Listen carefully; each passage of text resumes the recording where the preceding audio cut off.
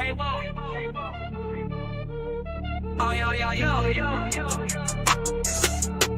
Oh, yo, came up from the struggle, now we stacking chips. Black Wall Street, we rebuilding from the pits. Politics and business, we beyond rich. Donnie Glover Show, watch us shift the switch. Donnie Glover Show by BMORenews.com. Spotlight on the hustle when the real was calm. Every episode, dropping knowledge, dropping bombs. Donnie Glover Show by BMORenews.com. Talking black excellence, ain't no exclusivity. History in making, reclaiming our divinity. Break by break, rebuilding our community. Donnie Glover Show, celebrate unity. Donnie Glover Show by BMORenews.com. Spotlight on the hustle where the real was calm. Every episode, dropping knowledge, dropping bombs. Donnie Glover Show by BMORenews.com. From the boardroom to the streets, we making waves. Business minds running new paths paved. Politicians listen, they know we the brave. Black Wall Street dreams rising from the grave.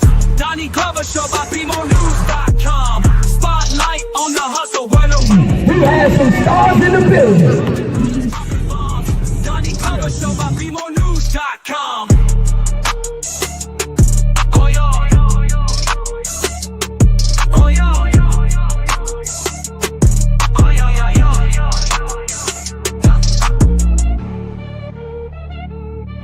We'd like to welcome you to BMORenews.com, the news before the news, where we uncover the truth.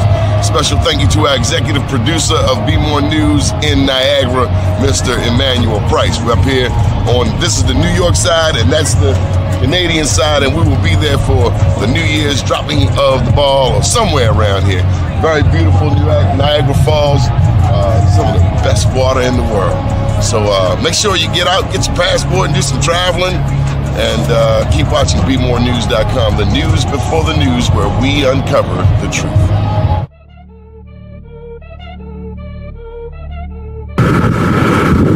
Welcome to BMORenews.com, the news before the news, where we uncover the truth. Here on Atlantic, Mississippi, with our very dear friend Corey Mathis. A beautiful town, New Orleans. Keep watching BMORenews.com. We're going to give you an update. 10 years since Katrina. The news before the news, where we uncover the truth. Wall Street, we rebuilding from the pits. Politics and business, we beyond rich.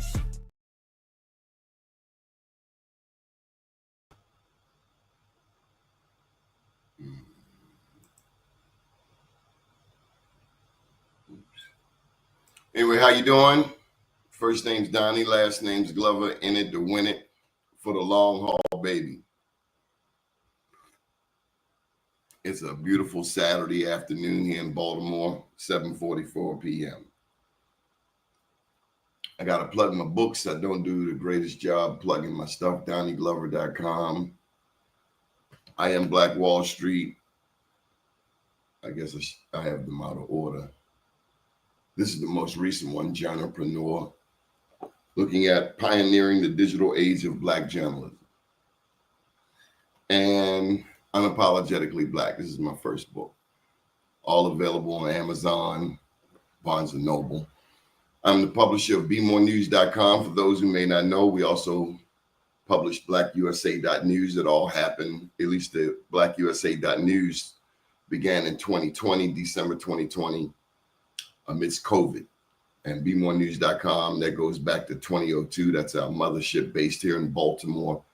And BlackUSA.News, of course, we have hosts and guests from around the country.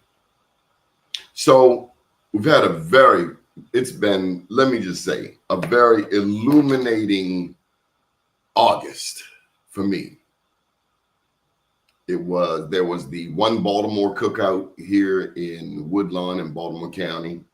Beautiful event. Tim Green was the lead organizer, if you will. It's a group of people. They've been getting together. This was the 20th year. Beautiful event loaded with Black Baltimore history, basketball history, but also athletic history. Also spent last weekend with Greg Branch, Keith Goody, Dwayne Wood, aka Kosher, at the Legends game over at the Dome. If you play basketball, then you know the Dome is the Mecca here in Baltimore. If you're truly a player, then you have played at the Dome. I went to the Elevate Baltimore event. Really nice fundraiser down at Lexington Market. Elevate Baltimore is an after-school program for our young people. Of course, education is so important. Thank you for joining us today. Do sign in, and we'd love to get your comments. So I think to top off the week, the most fascinating part of August, July, has been a show we did earlier this week, Wednesday. Show got things up to 14, 15,000 hits. I learned so much. It was a 3.5-hour broadcast, but I got to tell you, those of us who have raised questions and raised questions for years, answers are starting to come out, and we're asking more and more intelligent questions about who we are. Now, if you know who you are, then this broadcast is not for you. But if you are open-minded, I pose the question to you: who are we? I'm 60. I remember when Roots came out.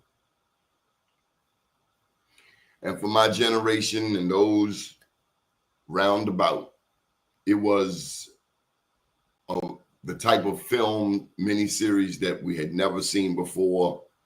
It painted a picture that blacks in America, a presumed image, that blacks in America came here in the bottom of a slave ship. And I'm not at all denying that narrative. I'm just raising questions. They say we came here in the bottom of a slave ship. And that right there, we, all black people, it's 44 million black people in America today, that we are all descendants. And that's the assumption, all blacks in America came here by way of slave ship.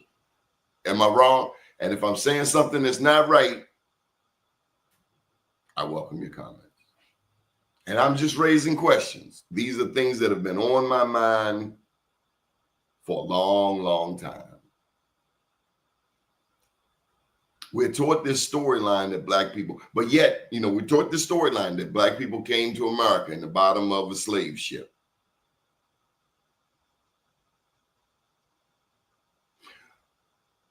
But some of our grandmothers told us that their mother was Choctaw. Their father was Blackfoot. This is what our grandparents told us. If your grandparent or one of your ancestors told you had indigenous, that you are black, but in addition to you being black, you have indigenous roots. And I'm not saying I'm just asking who we are, because the show earlier this week raised that question. And Mike Lane, let me plug his website. Brilliant young man, genius, 30 years old.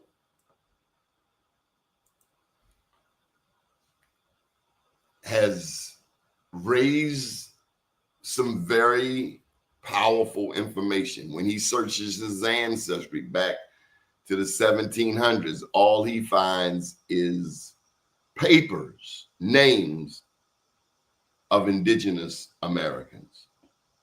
Indigenous, black, Indian, whatever your term is. He calls himself a native black American. His preference is Native American, but he says native black American, so that we, your African Americans, can at least be open to a broader perspective. My grandma, my great-grandmother on my mother's side was Blackfoot Indian. That's all I really learned up until a point. But there's another storyline. There are those of us who are Christian and who read the Bible. And I want to ask you, and this won't be long. I don't do long. We try to do thorough, though. In Deuteronomy 28, tell me if this sounds like black people. And I'm coming around midway, 18th verse, all through the 28th chapter of Deuteronomy. That's first 5 books of the Bible, the Pentateuch. It talks about a people who, because they disobeyed God, were scattered all over the world. So when we talk about the original Hebrews,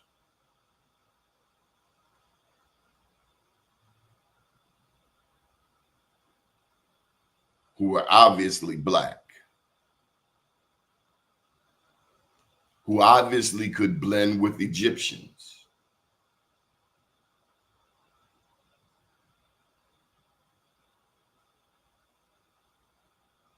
could we be Hebrew?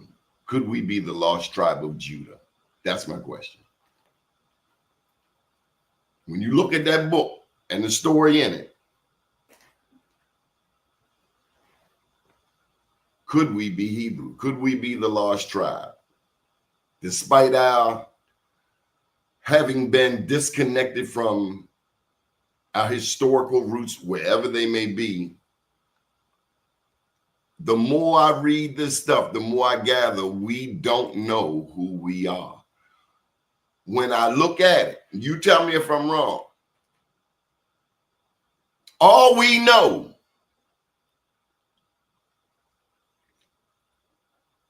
is what somebody told us. That's all we really know about who we are. All we know is what somebody told us. That's the only thing that I wanted to pose. Who are we? Beyond what somebody else has told us, what research have we done to find out who we are?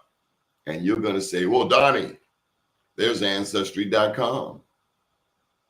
Sure is. There is Ancestry.com.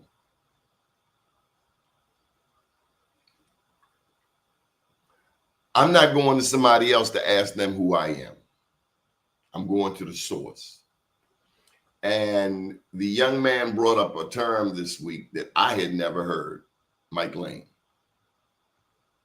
And I hadn't heard it used in this context, reclassification. In his story, he talks about how one of his, I think it was his grandfather, who on his papers said Choctaw, but in dealing with the American government, he was somehow reclassified as African American. Do you know what that did to his grandfather's legacy had he not intervened? It would have stripped him of his ancestral rights, the money, the land. Another point that I want to bring out is about the Dawes Commission. The Dawes Commission was essentially, and I first learned about them when I was writing I Am Black Wall Street. The Dawes Commission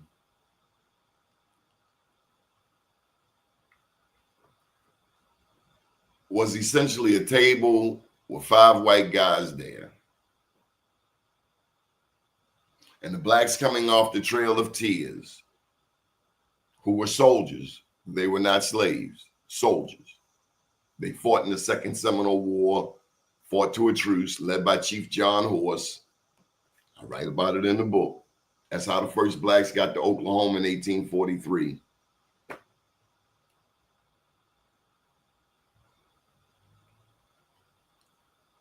I'm trying to say that our history has been so hidden from us, you would not believe all that has really happened.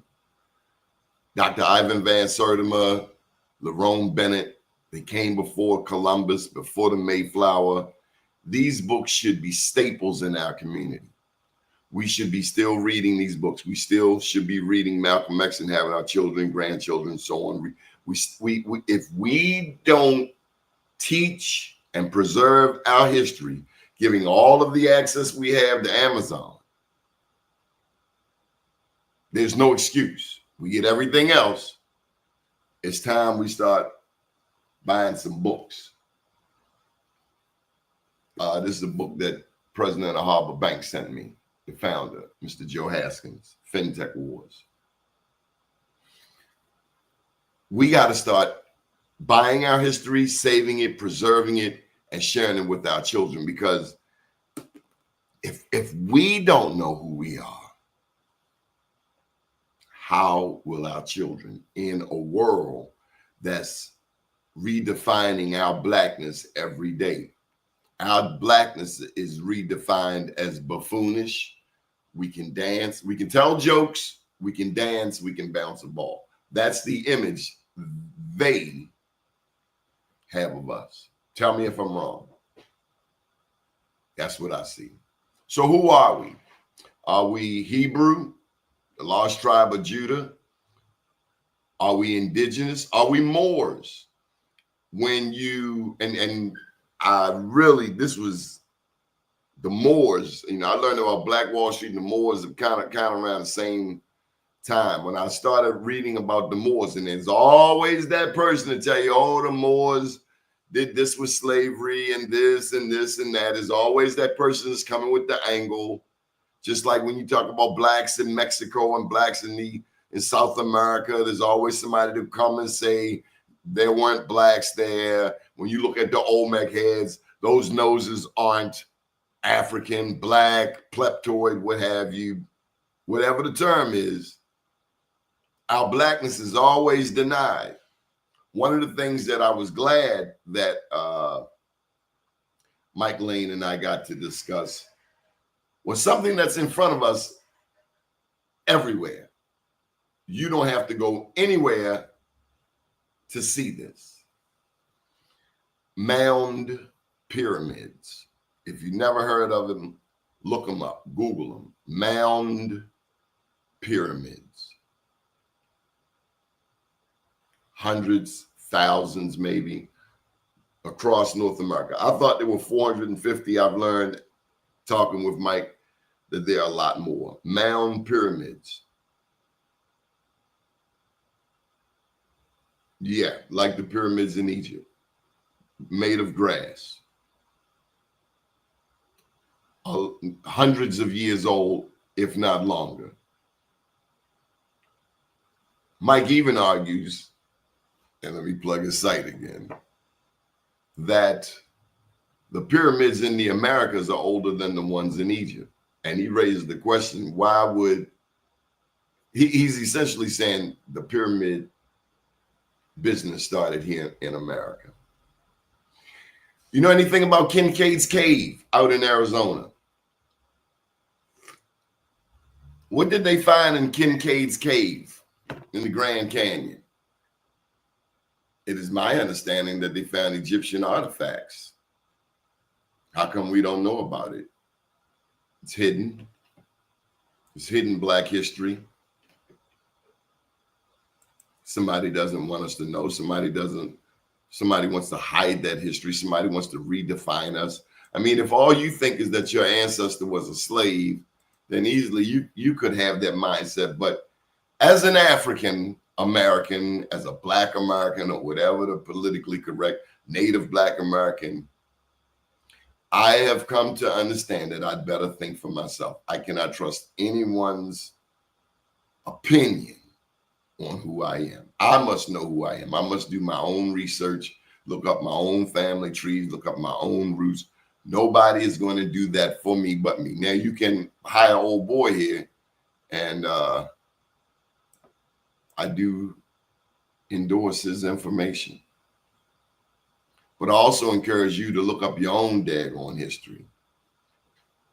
If there's something empowering about doing it for yourself, there's something liberating when we do stuff for ourselves.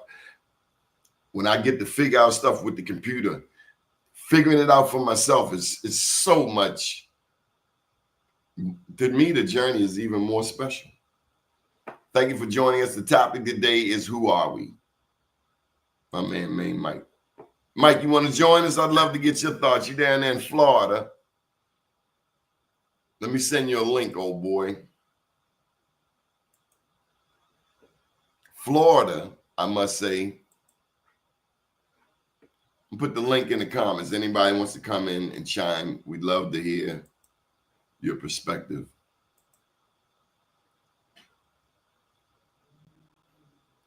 So that's the question I posed to you. Who are we? Are we Moors, or are we all three?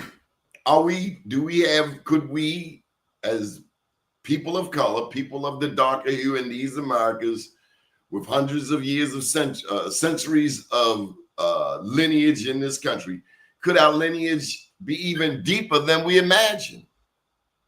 The Moors had been coming here. People had been coming here from Africa long before the transatlantic slave trade of the 16th and 17th century.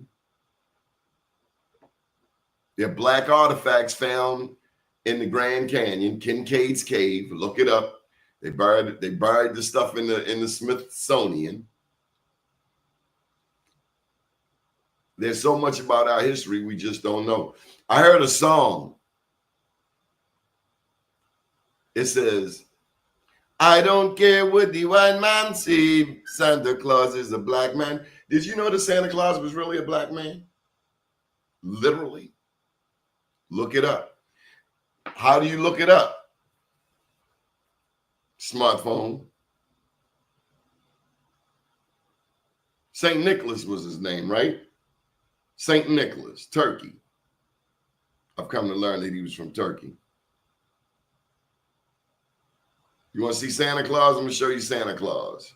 He was born on March 15th, by the way. He was a Pisces. That's Santa Claus.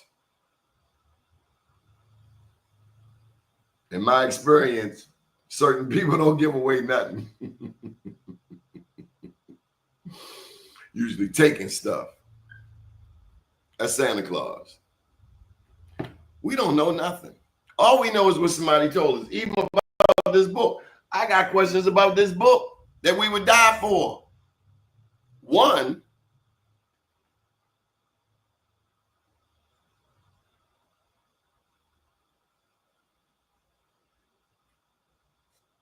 I appreciate it.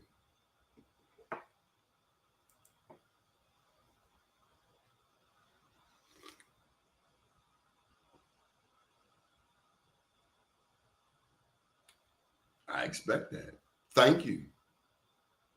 The truth is, can you prove you from Africa? Other than a DNA test by Ancestry.com, can you prove you're African? I pose that question to us. Can we prove it? Can somebody show you that receipt?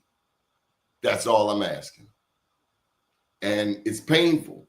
It's painful to think that all this time we've been believing something. That's, he says, I asked the lady today.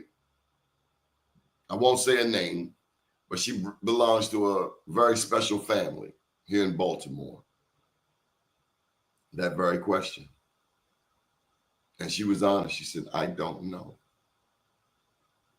How do you know you're from Africa? Your grandmother said you were Blackfoot. Could you have been here all along? Could you, instead of being a descendant of slaves, be a descendant of the indigenous peoples?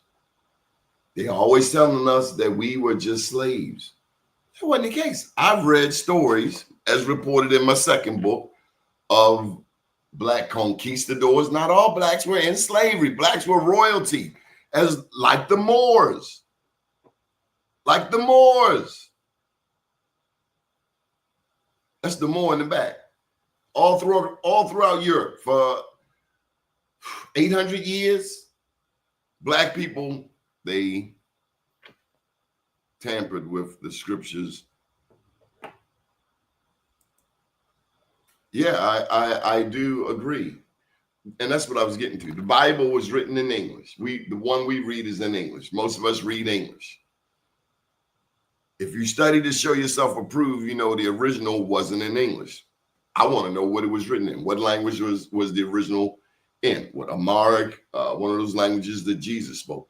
So if I'm going to really know what's in those pages, ultimately I got to learn to read or use some Chat GPT and learn the original. That's all I'm saying. If we truly Christian, if we really about finding out who we are. I'm just saying the Christianity that's fed to us here. And I love the Lord.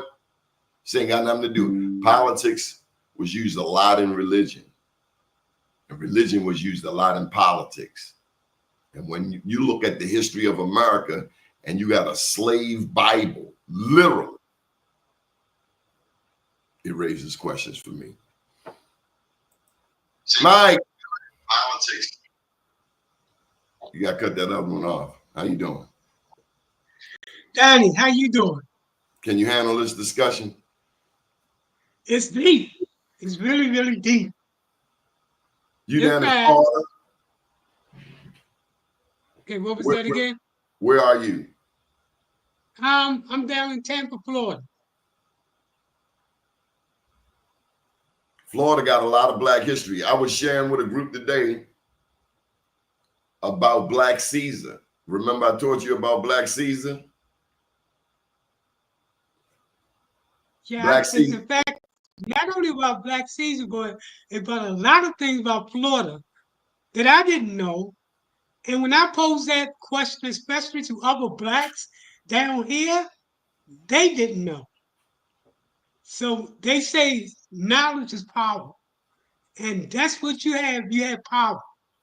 And, We have power. And to share that knowledge with others, man, that's deep. We have power. Yeah. And we got to spread it around. We got to light candles and get people to start asking the question. I sense, I don't know about you. You're right. Ignorance is bliss. I sense a great awakening happening where things that were hidden in up until now will be revealed more and more, and people of faith have to follow the spirit. I ain't no holy roller, but I do know that we have a connection to God that's unmistakable. True. I don't know about other people. I know in my community, we have a connection. And when you look at black people all across America, deep down south, Philly, up north, Midwest, Cali, we all have that innate connection. And I don't know that I know it's spiritual. That I know. And I know we have a connection to the land. True. But that's just my take. Your thoughts. I'm going to shut up. No, I agree with you. You've already put it out there, man, right? That connection that we do have. And about how we got to use that connection, man, in some kind of way, man, in the spirit of Black Wall Street, take that knowledge, man, and make it happen again. Recreate Black Wall Street all over again. So that was the question to me earlier today about the different Black Wall Streets and the different black towns that we just don't know about. So I'll just share some basic. Oklahoma, in addition to Tulsa's Black Wall Street in the Greenwood district, there were 70 to 80 black towns in Oklahoma. There were over 500 towns, black towns in East Texas. How come we didn't know that? Mm-hmm. Black Caesar, by the way, the pirate, was the first black millionaire, according to my research.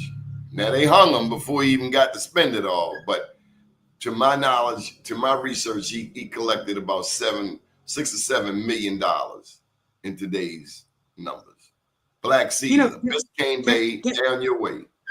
that's why black media is so important, and the platform that you have to bring the real knowledge, man, to the average layperson. What happens if the mass of lay people get the real knowledge, man? And how that in and of itself can change the narrative when people look at themselves and understand as a black man, you're a great person, contrary to what they try to portray and how they try to use your image to destroy you and make everybody in the world hate you because of your very skin. But even with that being said, how the black has always been able to come back like baby kids, time after time after time. And every time we come back, we become better and better and better and better. So, Mike, when you think of Florida, do you look at Florida differently now? You say you've learned some things about it. How do you look at it differently, if you do?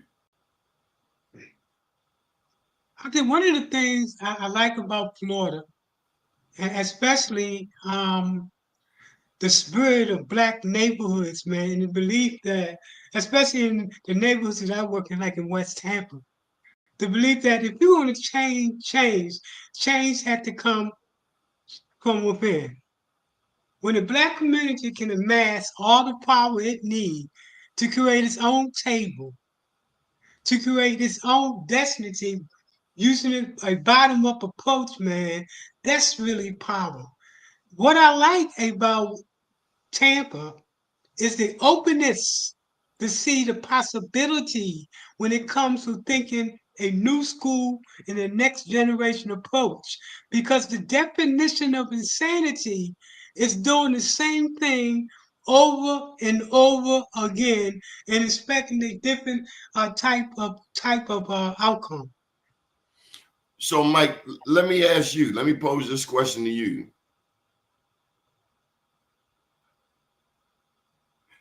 Are your ancestors from Africa?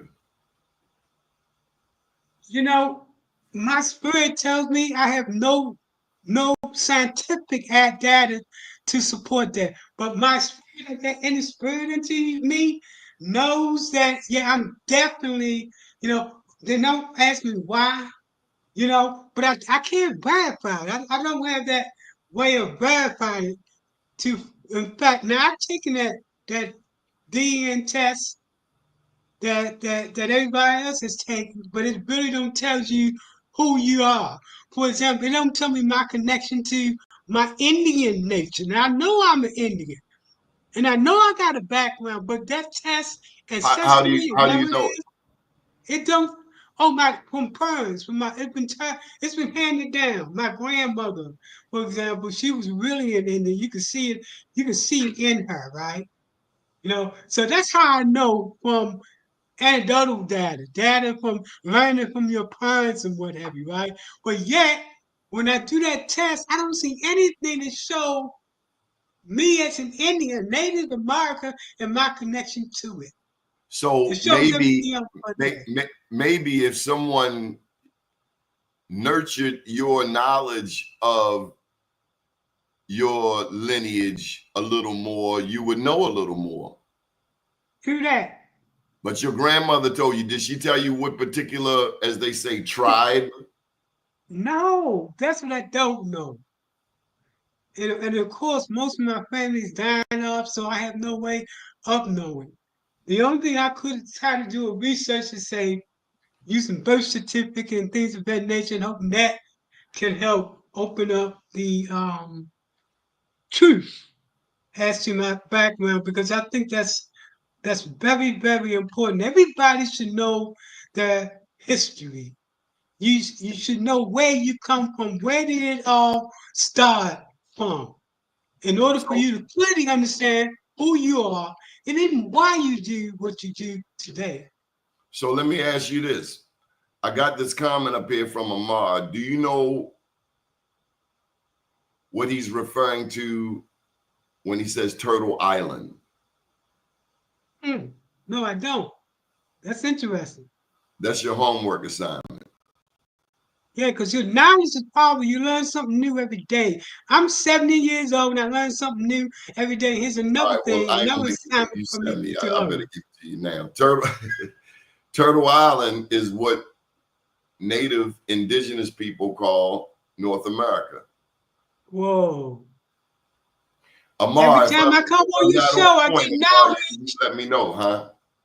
Every time I come on your show, I get new knowledge. Knowledge is power. Well, Every let's just time. look it up. You know, you got a thing on your phone called Google. What is Turtle Island?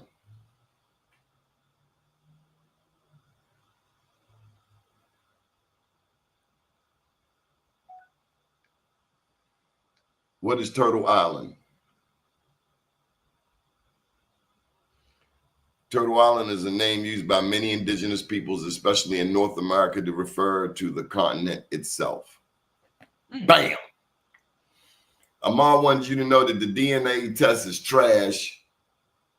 Anytime you go on to somebody else to ask them who you are, doesn't something sound fundamentally wrong with that? Hey, Mike, who am I? How the hell I know? Yeah. And I tell him I agree with him 100%. But I didn't know that until I started listening to your show. And I got that knowledge that, hey, Mike, this test that you took is really not real. It's really not the test you need I'm to not really saying that. learn about who you are. I'm not saying it's not real.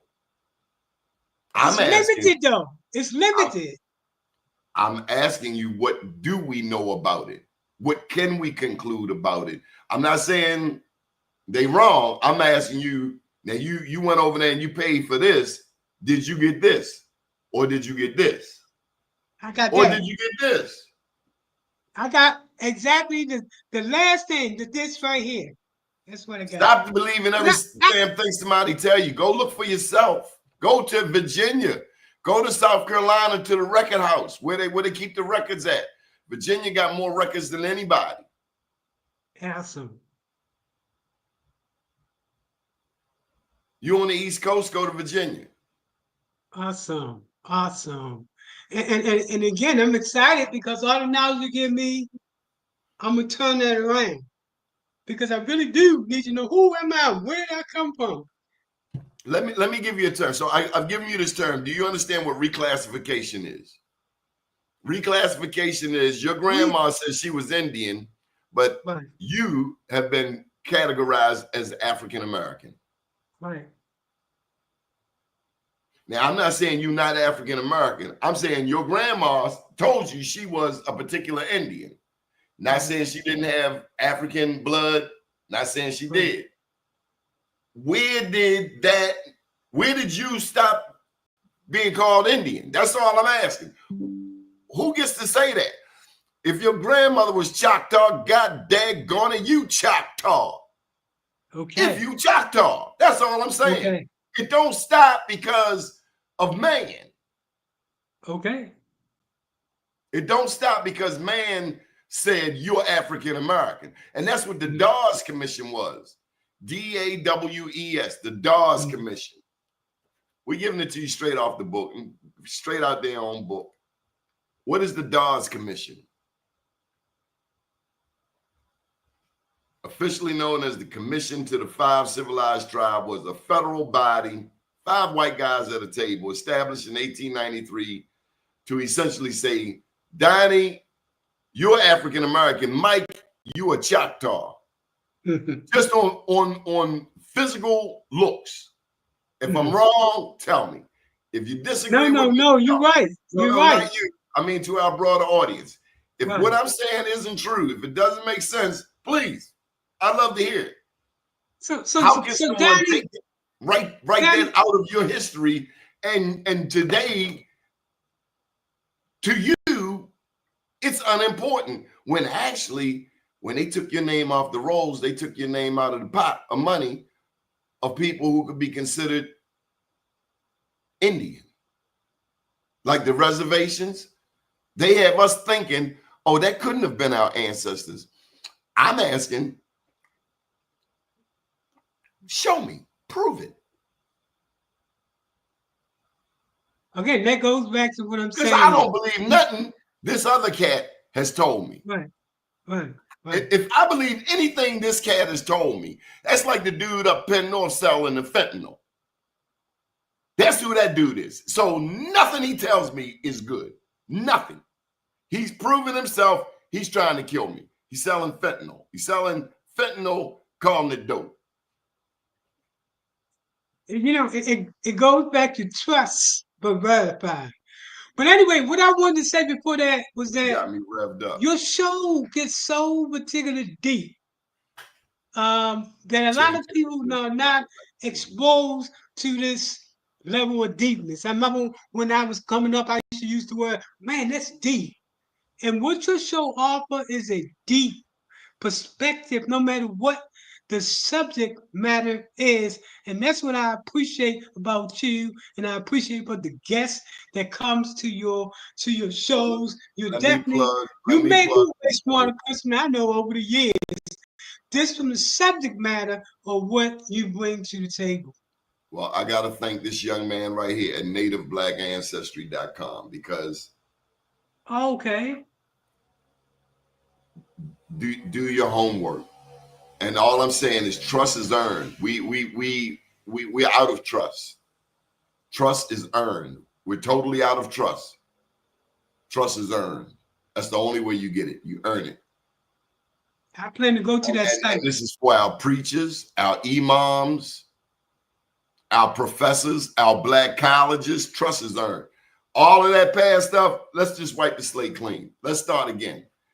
And if you violate, we calling you out.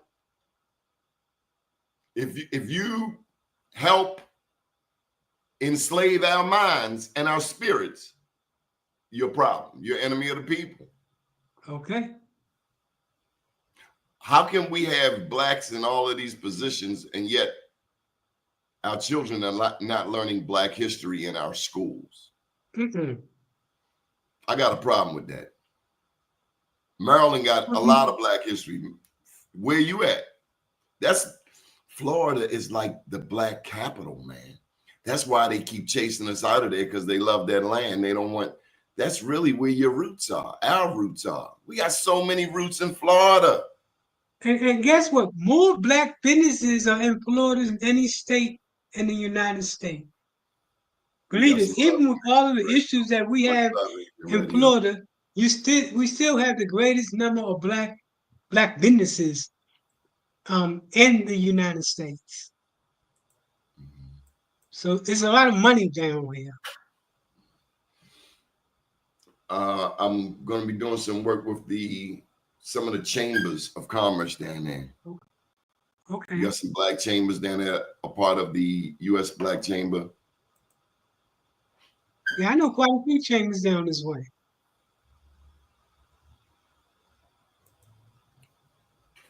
Yeah, but that's the only way. Economics. Here's a piece of. I'm sorry, Mike. Go ahead. No, I'm saying that economics is the pathway forward. One key thing that we have to do is to move it from a consumer mindset to an investor mindset. We was taught from day one to be consumers instead of from day one to be investors. In some households, they teach their kids from day one that you're going to own it. You know, our community, especially when we was come up, we was taught just to get that job, buy things, and be happy in life. So mindset, we have to move from a consumer to and the brother John Pope Bryan, I think he talks about it all the time, how we have to move from a consumer to an investor perspective. For every dollar that you spend, you should be able to show how you're going to bring that dollar to come back, to be an investor. And it's so easy to do. You can invest in penny stock. There's so many ways, man, to make that money work for you. And America will be so afraid if blacks begin to understand the power of the dollar and use the dollar for them and not let the dollar use them, how we can build an economic giant. Because in this world, it's all about economics. And the black people got the economics with $1.5 trillion. Imagine, imagine if we use the full capacity of that dollar, how we could change the narrative. I want to thank Dr. Tyrone Taborn and STEM City USA, stemcityusa.com. They are one of our sponsors. He puts out the Black Engineer of the Year Awards, BEYA, BEYA.org, one of the largest, if not the largest, conferences for Black engineers, particularly here on the East Coast. Dr. Taborn, straight out of, originally from Chicago, raised in LA, spent summers on Tulsa's Black Wall Street, but we have him here in Baltimore. We've had him. He's been doing this conference, BEYA, BEYA.org, for about 40 years. Here's a comment from Under Tam's Subjective. Moors came over with Columbus to eradicate the indigenous copper first peoples of Turtle Island. They might, some refer to us as copper skin, or let's say it like this. The indigenous peoples to this land were referred, their complexion was described as copper. Hebrews, Judah, Israel, by so-called familiarity. Got some great comments here. Engine Radio. That's correct. Heartbreaking when you do your real research and learn what really happened and who was who and what role they played. Everything is now, it is so much more layered, Mike, than what they told us. Let me give you this story, Mike. As another one from Amar. I appreciate your support, Amar. Moors landed in Charleston, South Carolina, also mated with the indigenous dark-skinned Naiji American women. Mike, do you see this stuff? Mike, just this right here. We weren't having this discussion 30 years ago. So even though the internet, social media, it can have us doing some buffoonish things, it can also have us uncovering things collectively so that everybody gets some. Everybody gets some enlightenment. Everybody gets a share in the pot. Isn't that beautiful, Mike? Big up It's awesome, big up some, it is awesome. Moors landed in Charleston. There's a thing I'll call Project 1619. Okay. A noted Black journalist is associated with it. I was writing this book around that same time as the 1619. And 1619 is late. If you're talking about since the Moors got kicked out of Spain, to say that Black people first landed here officially in 1619, it's late. At least 100 years, at least by 100 years in terms of modern. And I'm talking about the European time of coming here to America. So 16th, 17th century, that era. They are late. The British, by the time the British got to North America, the Spanish then colonized all of South America. You realize that the Portuguese, they done dominated South America. Columbus was a slaver. At the end of the day, he was scouting land, snatching people. Here's something, Mike. Are you ready for this? You're not ready. Did you know that they took people from America to Europe and enslaved them?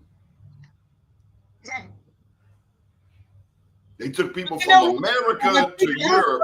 In your show, during one of your shows, during one of your presentations, I didn't know beforehand, but go ahead, my brother. But that's how I learned what you're about to say. I never knew. Again, that goes to your show. So much information. What do we know about who we are? And how do we know it?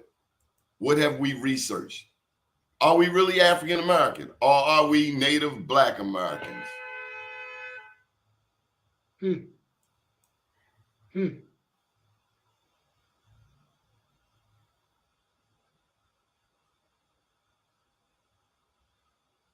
So Ahmad doesn't like the term black, and that's one challenge. It's hard to find a term that we can all agree on. Melanated, Yeah. is that a safe word? I found melanated to be safe. Nobody argues with melanated. Maybe I need to work with that a little more. Nobody can argue with melanated.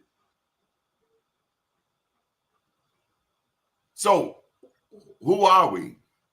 That's still the question. Who are we? Do we know? Do we definitively know who in the heck we are? Do we know? And how do we know? What do we tell our children? Do we tell our children, I think I am? I mean, even down to our faith. We saw in the movie Amistad how there were melanated people on that ship who were Muslim. And see, that's the thing. America has redefined us, has snatched our history, has disconnected us in the films, in the movies. This stereotype is presented of a black man who is clueless. He tells jokes, he dances, he sings, he catches a ball. But damn if they'll tell you about Matthew Henson. They won't tell you about Matthew Alexander Henson, the first man to reach the North Pole. I went to Matthew Alexander Henson Elementary School, and that is the first thing they indoctrinated in us, to know that the first man to reach the North Pole was melanated. His name was Matthew Alexander Henson. And guess where he came from? You'll never guess what state he come from. Matthew Henson. Guess. Charles County, Maryland. A black man from Charles County, Maryland was hanging out with the Eskimos and discovered the North Pole. They will tell you, because they taught me this 54 years ago when I first went to Henson, people want to give Admiral Perry the credit because he led the expedition. Only thing is, he caught frostbite and could not complete the journey.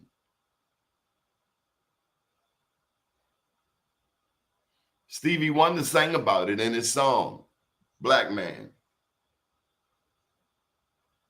I put up a story about Mansa Musa, and here comes the culture vulture, the critic. Oh, Mansa Musa had slaves. Well, that was the way of the times. He went on to say that something to the effect that Mansa Musa could not have been a nice guy. You see how people want to tell us who our leaders were? They won't tell you about Napoleon. They won't tell you what others have done, but they will demonize your heroes. Don't let people demonize your heroes. Know who your heroes are and why, and love them and learn as much as you can about them and share their stories. I'm not saying that our ancestors were perfect. Of course not. No one's ancestors are perfect. I am saying that we have a lot more history than we have been led to believe, even by the school system. Why would your enemy teach you how powerful you are? It's not your enemy's job to tell you how smart you are, how blessed you are, how talented you are, how skilled you are.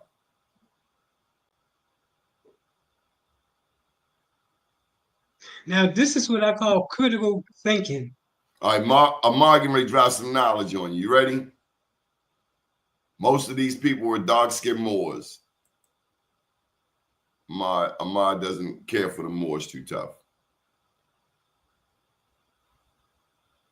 And he prefers indigenous. He don't like native. I've run into a similar thing. I have done a lot of work with people who've come home from prison. Have you ever worked with that group of people who were locked up? Mike? Oh, yeah, definitely, man. Yeah. Did you know there's a And when politically they correct? come out to work with them to get, well, I started that in Sandtown, working with in Sandtown. When people come out, help them get a job, Did substance did abuse, you know and the there's whole a nine politic? yards. Did you know there's a politically correct term?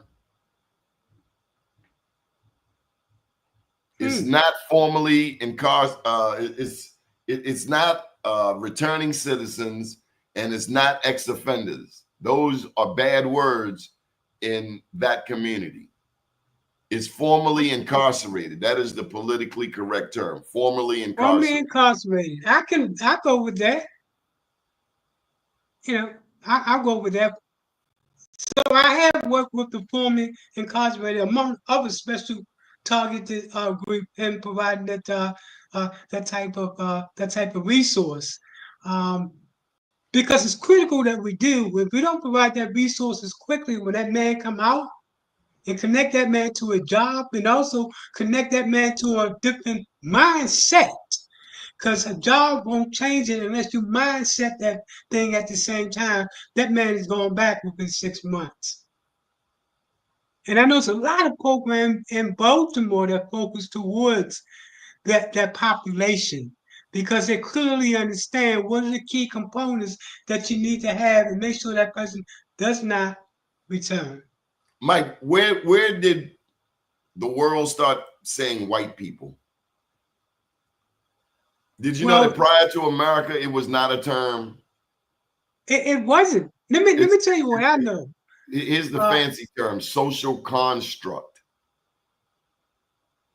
so Like, you're not black. I mean, you look dark brown, chocolate brown, caramel brown. Sam, let me share this with you. So and you can correct me on this information. I learned that the Portuguese are the ones that made this a race-based thing.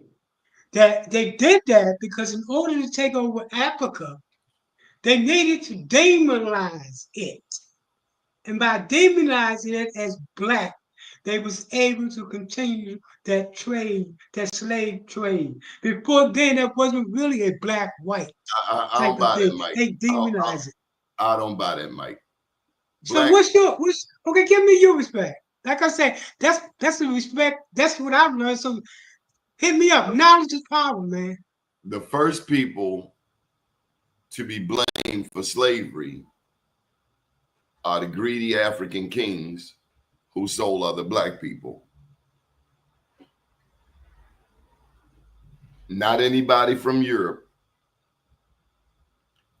It was the greedy African kings, first and foremost. I Before we don't have a go point, disconnect with that. before we go pointing fingers, or before descendants of slaves, descendants of enslaved melanated people, before they go blaming, or we, or however it goes, Right. first got to look in the mirror. But Let even me tell that you being something. the case, America could stand a 12-step program. but Danny, even that being the case, it wasn't the people that sold us to the white people that made black a bad word. Hold up, It was the hold up, Portuguese that did that. hold up. The people who sold people into slavery, because you cannot confirm that you are a descendant of a slave. It's true. Do you know who in your family was a slave? I don't. I And don't. I say this, let me tell you this, God rest her soul, Dr. Helena Hicks. I met this woman, well-educated, God rest her soul, well-known in Baltimore for her activism. She researched her lineage and could not find any slaves. And this was maybe 10 years ago I met her. And it hit me then, not all black people are descendants of slaves. Not all white people are descendants of free people. All we really know is what somebody told us, unless we go and do the research for ourselves. That's all I'm saying. If you disagree, I'd love to hear your thoughts. No, that's why I'm quiet. You know, you very seldom hear me quiet, right, Danny? You very seldom hear me quiet. But truth is truth. So yeah, you definitely you silenced me tonight with the knowledge that you're giving up. And the words, Amar said they cast spells on us. I'll say it like this. The power of life and death is in the tongue. And also say what you mean and mean what you say. And yes, we should have a dictionary. We should look up words. You ever see some of us, and I guess we all make the mistake, where we say a word incorrectly and swear we right. Don't get me wrong. All right. 1790 is when they started white. So white is not your description of where white came from, but mine is not of the Portuguese. Mine is more, yours is talking about how they carried it in Africa. I can definitely see that here in the Americas because they were outnumbered. When the European was first coming here, he was outnumbered.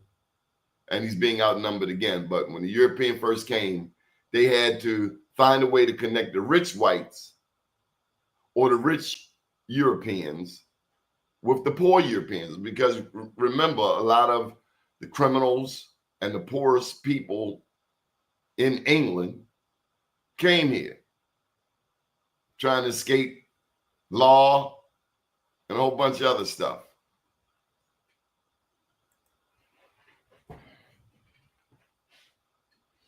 And there's some things we got to learn. He mentions here maritime laws of the sea. We got to start studying law. I've seen Moors in court shake a judge down, brother. I've seen it.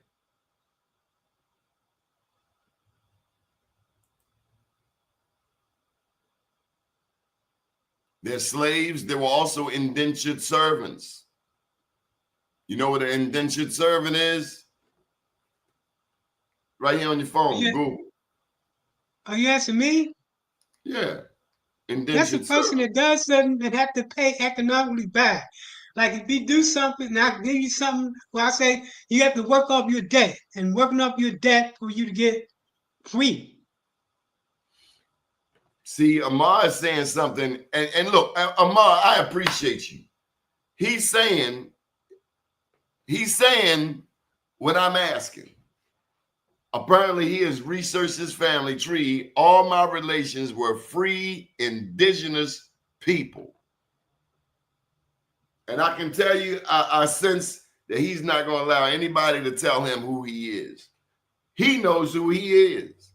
He certainly has a better understanding than I think a lot of us do. Because all we know is what somebody told us. And like you said, we ain't going beyond that. Even though we got access to the internet all around us. We're on the internet now. Let me show you something, Mike. You ever seen this before? No. Those are Hebrews. What am I looking at? Those are fallacious. What am I looking at? Fallacious Hebrews. Okay.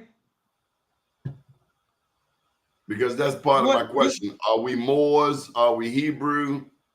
Are we indigenous? Okay. Or are we just the descendants of slaves? We had to come from somewhere. And when I look at the accomplishments of our community, when I look at what Black people have accomplished in this country, given our limited resources, we are an awesome people, brother. A lot of us, Black people don't stick. Oh, shut up. We stick together. We just ain't tolerating no foolishness from nobody.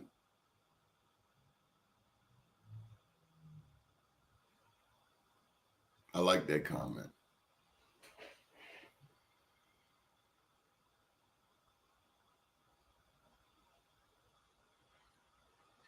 So, you know, over in India, they got the caste system, and the blackest Indians, if I'm not mistaken, correct me if I'm wrong, y'all, are what they call, what's the term?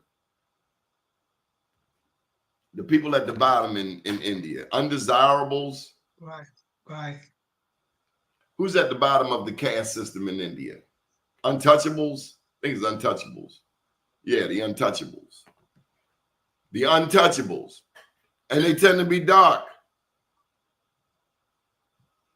So what do they Untouchable. mean by untouchables? That's the term they use for them. I've seen some Indians so dark, bruh. It's like, dude, you under the bed black. Mm. And that's fine. But isn't it amazing that this same guy can look down on you like you African American, you don't know who you are? We don't understand also where Slavic comes from. Do you know where Slavic comes from, Mike? Mm-hmm. Root word slave. Hmm. Yugoslavia, Czechoslovakia, Slavia. Eastern Europe, Mike. Hmm. Slavic peoples, slave peoples. We have a myopic view of slavery and its role in the, all throughout history, one people conquered another.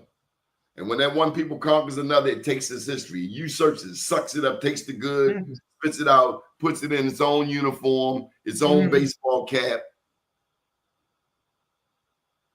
But the pyramids, and let me give them a plug, the pyramids, this young man from native black ancestry.com suggests that the oldest pyramids are in the Americas. What if that were the case? What if our pyramids are in Egypt?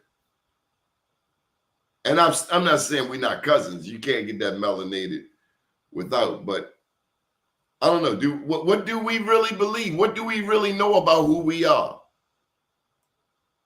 So Donnie, I'm asking everybody that's looking at this, they too go to this particular site. Do your research. Can you put that back up again, Donnie? Mm-hmm. It's as easy as a click away from getting an opportunity to know who you are. Because Donnie posed the question, who are you? It's got me still asking the question, who am I in terms of my ancestries? This take you closer towards that particular path. Shannon flows. I'm sensing what she says.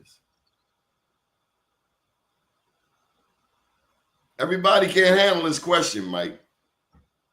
I don't know, man.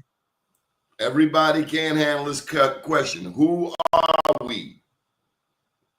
And how do we really know? Do you know who you are? I know what you were told. I was told the same thing. And some of it wasn't told. Some of it was assumed. We assumed it. She said we are all of the above. I'm still with you, Ma, but I'm open to this. I'm open to we are all of the above.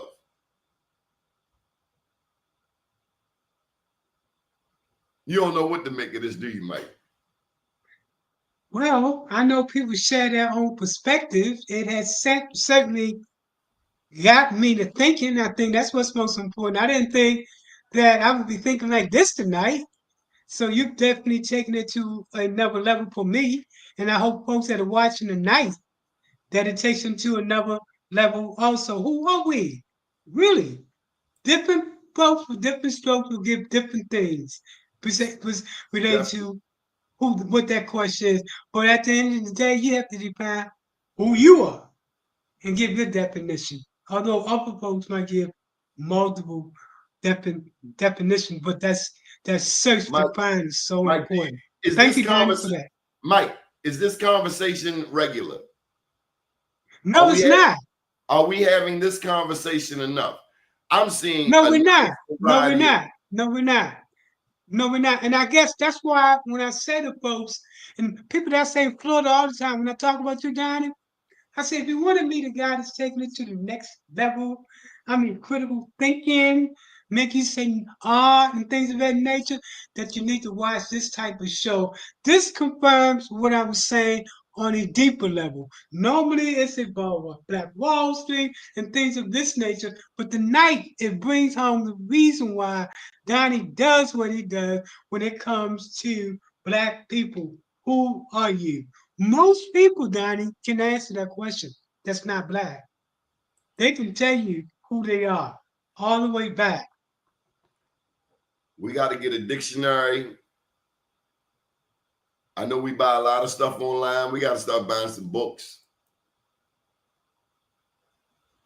How many of us even know what? Huh? What did Malcolm X say about books? Which He part? said something about books. Education is the passport to the future. He was saying how black people are afraid to read a book. It's like putting shoes on their foot. I think that's what he was saying. And it's so true, man, when it comes to books.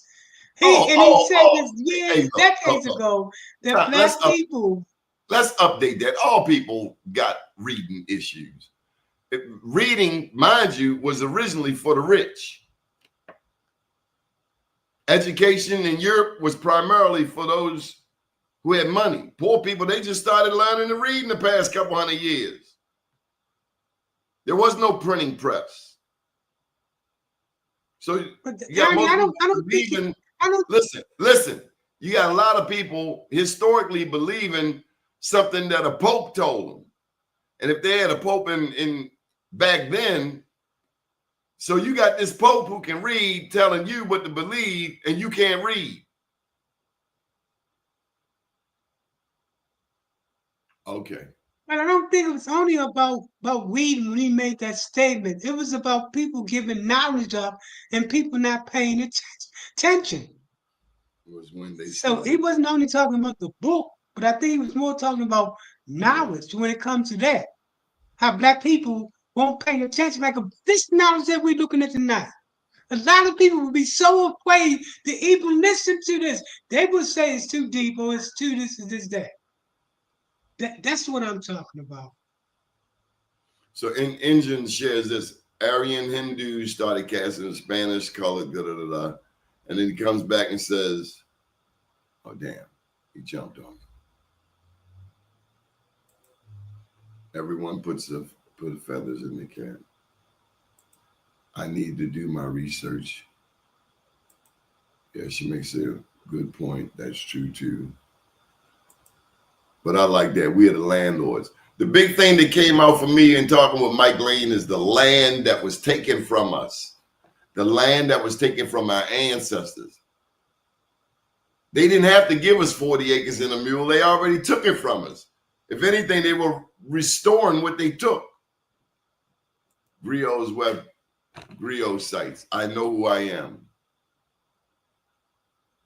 Ooh, watch this. Watch this. We have tombs older than most in so-called Egypt. Uh-oh. Uh-oh. Uh-oh. Uh-oh.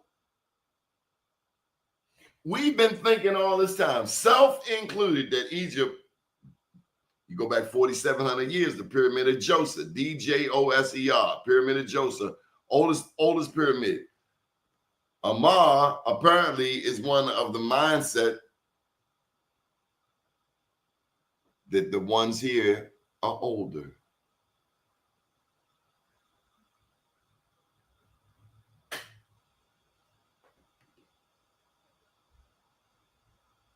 We all have to do our research. I agree, Cherie. Cherie Doherty, hello, sis. Oh boy, y'all watching, keep supporting. Shout out to Be More News. Thank you, Mr. Greater Cleaners. Oh, okay. Don't connect you to a land through, and that's the issue. We don't have a homeland, or how about this? We always had a homeland. We just didn't know it was ours. Fascinating discussion, Mike. Thank you for taking this journey with me, man. Again, shout out to Dr. Tyrone Tabon. We will be coming back with more. We just had to do a follow-up, Mike. The love we got, and let me put the plug in for old boy, Mike Lane. I'm calling him honorary Dr. Mike Lane. This young man, I'm 60. Mike, you 66? No, I'm 69, man, going on 70, man. But you know what? I feel like I'm 35, man, because I never really grew up. Mike is 30 years old. The young man that founded NativeBlackAncestry.com. Please check him out. That's awesome, man. I But this, in certainly. closing, I was gonna say in closing, I definitely want to give a shout out, man, because the people here in Tampa remind me of the people in Sandtown, especially in West Tampa. That attitude that this owl show. If you come into this neighborhood, we created a table, then therefore you you buy into our destiny and we don't follow your destiny. And I think that was all learned from that Sandtown experience. You remember that thing called self-motivated community people reality center? That was the term that was used back then. That's exactly that reminds me of Tampa, especially in West Tampa. Because I think that be it West Tampa, East Tampa, West Baltimore, Detroit, it takes those people that's out there that believe that it's our neighborhood. And we control what's going on in that neighborhood. And we build that castle and we build the table and we decide who comes to that table and who comes to the table what they do. We'll get these comments in. Remember, they didn't call themselves black way back in Old English. Mm. We got to understand how words change over time. This is from Sonic King. Thank you for all of your comments. Thank you for your support this evening. Sonic King, buy the story of how we have overpaid on taxes for decades, the black tax. That's why Haiti is still paying restitution to France today, because they kicked Napoleon's butt and they were not playing. He's supporting everyone's place, Brother Nati, up on North Avenue, 2 blocks from Penn North. Something is always beautiful at Penn North, despite the picture painted. Amar's the servant Levi. We got to write books, document our history, because they are in the final phase of erasure. Hey, this cat is knocking out museums, Orange Man museums, and history books, classes. And it also says something about our academics. Sometimes our academics have their heads up their hind parts. They're so in a damn book that they can't come out to reality. They're so in a damn book. You got to apply the book to life. So the academics in our HBCUs got to get some hands on. They got to be in the community. Social sciences, education, nursing. We got to reestablish that connection that we once had. Once integration came, integration gave us too much freedom, because then we start thinking we don't need each other. We start thinking me, myself, and I. We start thinking to hell with grandma's house. But Donnie, I agree. And I think the term that's being used is that we have to create the village again. Well, I'm in my brother's keeper, not the community, but the village. And I think that when they destroyed the village and then created the hood, they created what we see right now. But once we take the hood to the village, we reverse the process. I got to go look this up, Amar. Thank you for this tidbit. He's saying the oldest pyramid is in Mexico. When I first came across that information sometime, I ain't gonna lie, I did some real cognitive dissonance on it. I said, no way. I said to myself, this is done. I said, no way. This is a reminder. Fix my dentures. Just let me know if this is done. Oh, they done put you on blast, shorty. The largest pyramid, I got you on mute. The largest pyramid was in Mexico, called the Great Pyramid. And thank God you got what you need to eat. Grand awareness, my beautiful melanin type old blood people, original Earth One is who I say I am. Hello, original Earth One. Politically, I am aboriginal to Turtle Island. See, Mike, at 69 years old, you learned that North America is viewed as Turtle Island from many melanated people. I Because did. I believe you get 1 or 2 comments, that represents thousands. Just in my That's 30 awesome. years of experience. Blood types matter with haplogroup markers. So these are terms we need to know. Haplogroup markers. And that Awesome. has to deal with your blood, your DNA, and it's okay to not know terms. It's, hey, dude, I don't know this stuff, but I tell you what I do got. I tell you what I do have. And throw it in the chat GPT if you don't know. And you should have a chat GPT account. I'll say it right here Yeah, on the show. If you yeah, don't have a chat GPT account, well, what are you doing, boo-boo? yeah. That's definitely. Stop listening But to what somebody you says. know People tell you, they used to find out wear for yourself, Mike. Let me finish. Find out for yourself. Go try something for yourself first and see how it works for you before you let somebody else. Like, I had a situation. You can't deal with her. Why can't I deal with her? Because I don't like her. What they got to do with me? Or I deal with so and so, so you got to deal with them. No, I don't. Protect your peace at all times. So, Danny, what I wanted to say is that you know the term food for thought. Moor is not Well, just I black. got a lot of food tonight from this show. All right, Moor is not just black. Moor was originally, y'all tell me if I'm wrong, it had to do with North Africa, Mauritania, Morocco. Those were, and they called them Berbers, but those were North African Muslims initially. Over time, you hanging around the Europeans, yeah, Moor became a general term used for black people.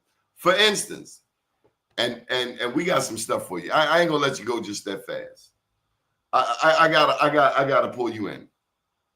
They call Beethoven a Moor. In my reading, I've come across Beethoven described as a Moor. Now, I knew he was a black man, but there in that day and time, and y'all, hey, look, Amar, I'm open to all of y'all input. But that was the term used. Not saying he was Muslim, not saying he was North African Muslim, but it was a term that started with the North African Muslims and then was used in a broader sense for anybody of color, to my understanding. I am not always right. But Ludwig van Beethoven, black man. Here's one for you, son. You ready? The father of Russian literature. The father of Russian literature was a black man. If I'm lying, I'm dying, and I ain't trying. His name was Alexander Pushkin. Whoa, A I'm black loving this. man. Look it up.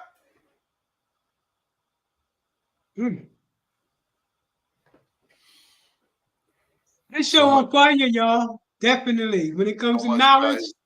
2 or 3 facts can be true at once.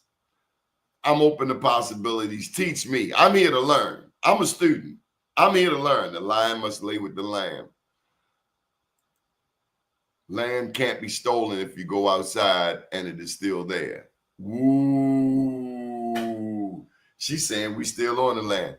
Do not let that saying go on like incompetent.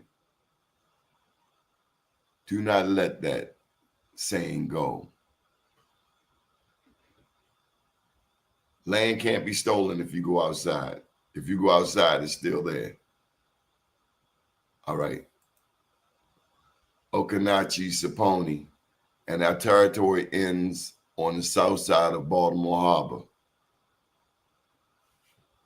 Look at this culture we're unveiling in our peoples, man. Some of us did not know. So grateful for these comments.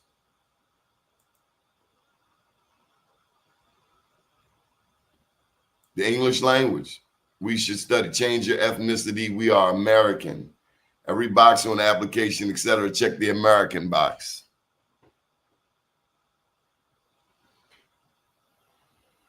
Yes, Shelley.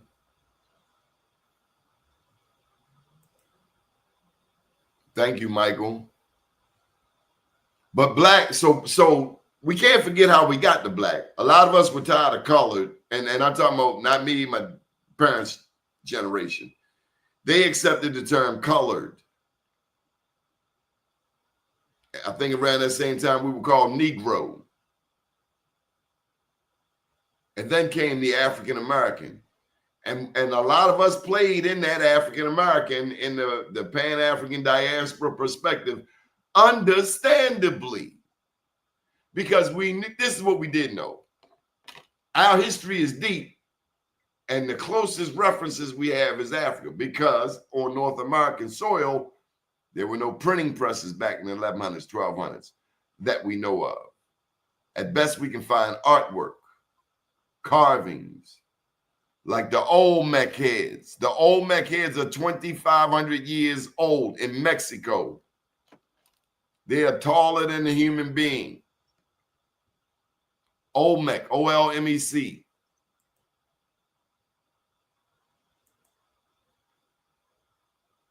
Hello, Timmy Eel. Save all knowledge, share to your email or Gmail warriors. When is the end of the summer cookout? Next Saturday. Next Saturday, Easterwood Park. Easterwood.eventbrite.com. Easterwood.eventbrite.com. Easterwood Park. Got a ping pong tournament. He says it real simply. I know we came from America, not from across no water. And Mike, I'm not saying that I'm not a descendant of slavery. I'm not saying it. I'm saying I have not done my research enough to know exactly who the hell I am. I know my dad said his grandma, Molly Morton, was Blackfoot. Now, he shouldn't have told me that, because now I want to know who her peoples were. And I got to find that out.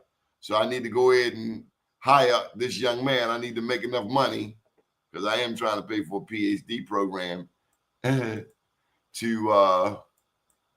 hell, if I prove I'm Indian, I probably get to go to school for free. NativeBlackAncestry.com. Thank you for the comments tonight. And this has been a learning session for me and everybody in here. I go with the Bible documentation of who I am. And he said, I am his son, and I got to roll with my father. Now, he is indigenous and claims the Bible. Gratitude. Ashe. Mike, any final thoughts before we get out of here? More, hold on, Mike. Hold on, Mike. We ain't done. More means consanguinity,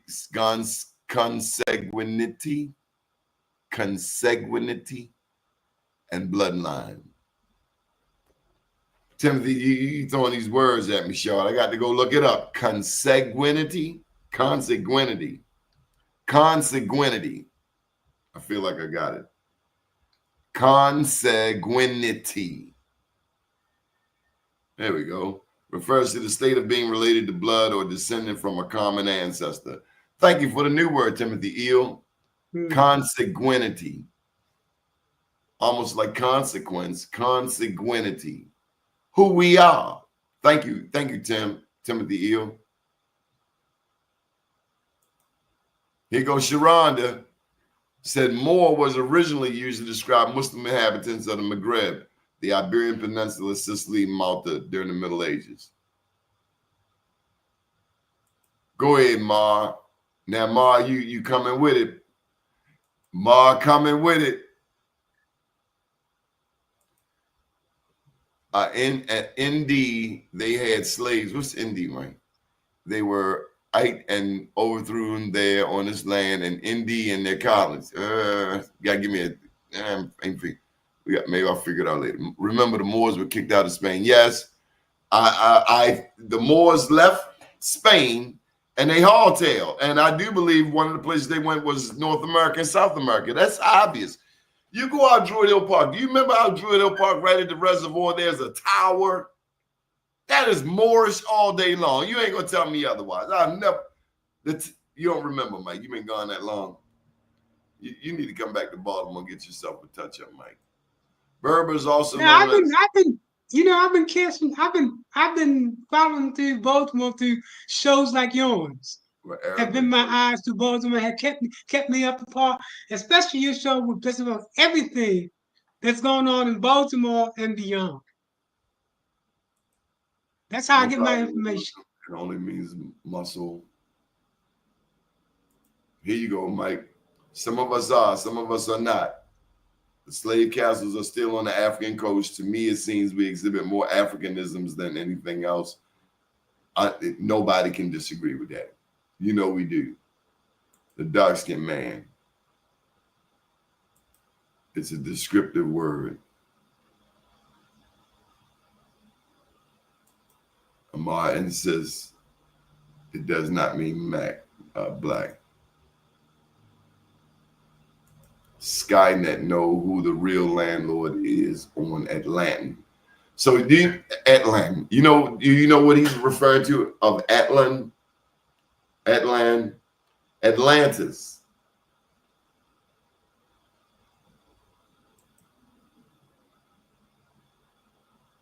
This is getting deep, Mike. I thought we could It's shut getting down. deep.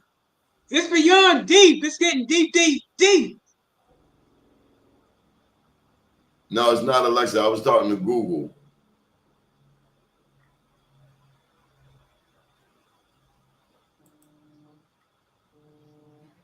Before I can get one comment, another one comes.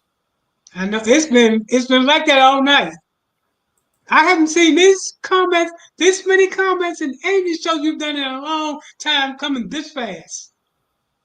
You started something. You did something. I'm gonna tell you. I'm going to credit this young man right here.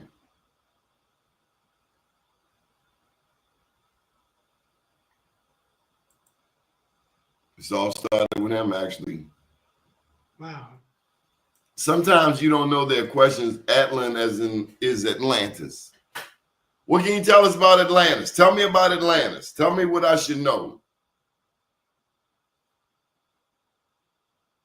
She said, we all over the damn place. I still know y'all my people, period. How you know, Shelly?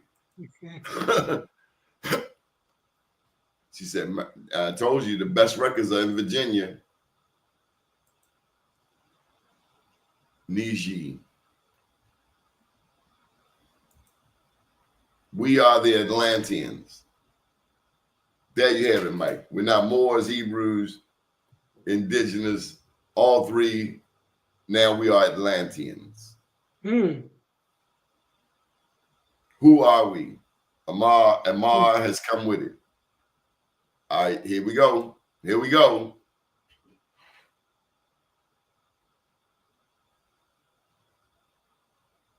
Have you ever heard of the lost city of Atlantis? It's got deep. This is beyond deep. It is. It is. It's on fire, man. Shelley's point is taken. No matter where we are, do you know wherever you are, there's something about when you see a black man coming towards you, wherever you are in the world, there's a certain energy. But he don't like black men. Let me take it. Melanated people. There's a certain rhythm. A certain rhythm. You sense it, you see it. Who are we?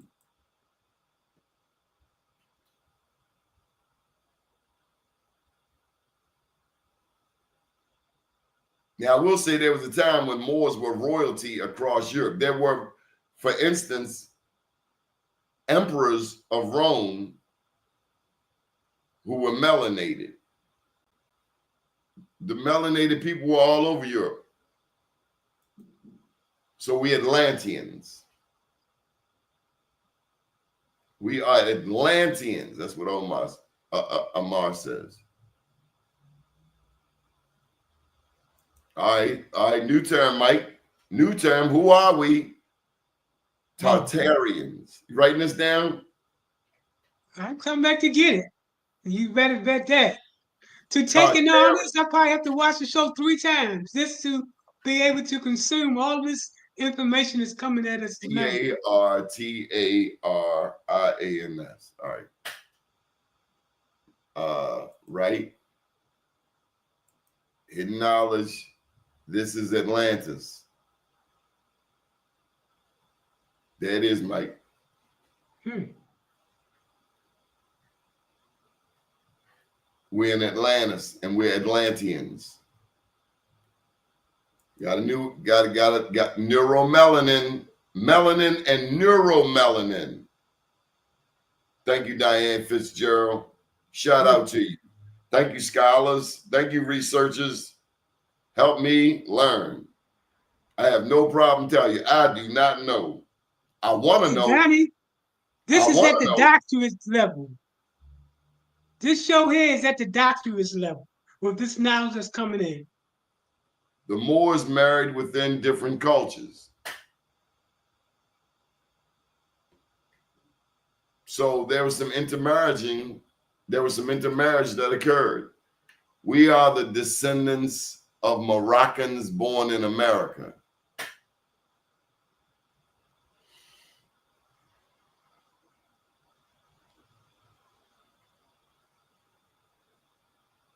I'm glad we're having this conversation. Who are we? I thought I knew who I was some time ago, and now I realize, man, I don't know who I am. I'm relearning, I'm rediscovering, I'm moving out all of this gook and indoctrination and getting to a point where I just want to know, just give me the facts. What do I know? And one thing, my dad's been gone since 03, Granny since before that. He said his grandmother was Blackfoot Indian. When I look at her picture, it's always stood out. Real stoic. Which makes me think, you know, when I look at the pictures, and this is just an aside, when I look at the pictures of great grandmas looking real stoic, got a little dress on, what the kids 50 years from now gonna say about grandma? What pictures they gonna have of grandma? Okay, let me get back on track. She said, Shelly said it. We all over the damn place. What they gonna say about your grandma pictures? Like, damn, Granny. The order goes After like all this. this knowledge, we needed this. Sephardic. Sephardic. You better write this down, Mike. There's going to be a quiz.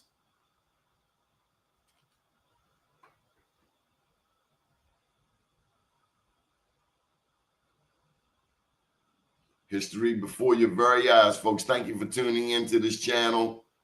Thank you. This is a STEMCityUSA.com production. To keep it short and sweet. Short, sweet, and simple. They tell us Pocahontas, Captain James Smith, and White Indians were greeted by dark-skinned Indians that were already here. Period. End of story. Wow. We getting deep. We got data one deep. Amerindian Hebrew Israelites. I need to go take a drink after this, man. This is deep. Amerindian. And I don't even drink. Amerindian. We'll go to the Hebrew Israelite. Look at this knowledge, Mike. You ever seen that word before? Amerindian? Never. All of these terms are simply new to me. And I thought I was smart. I believe Yahusha is no doubt a Hebrew word. Beautiful, Mike. Mike, I'm learning Moors as well. We got some information confirmed.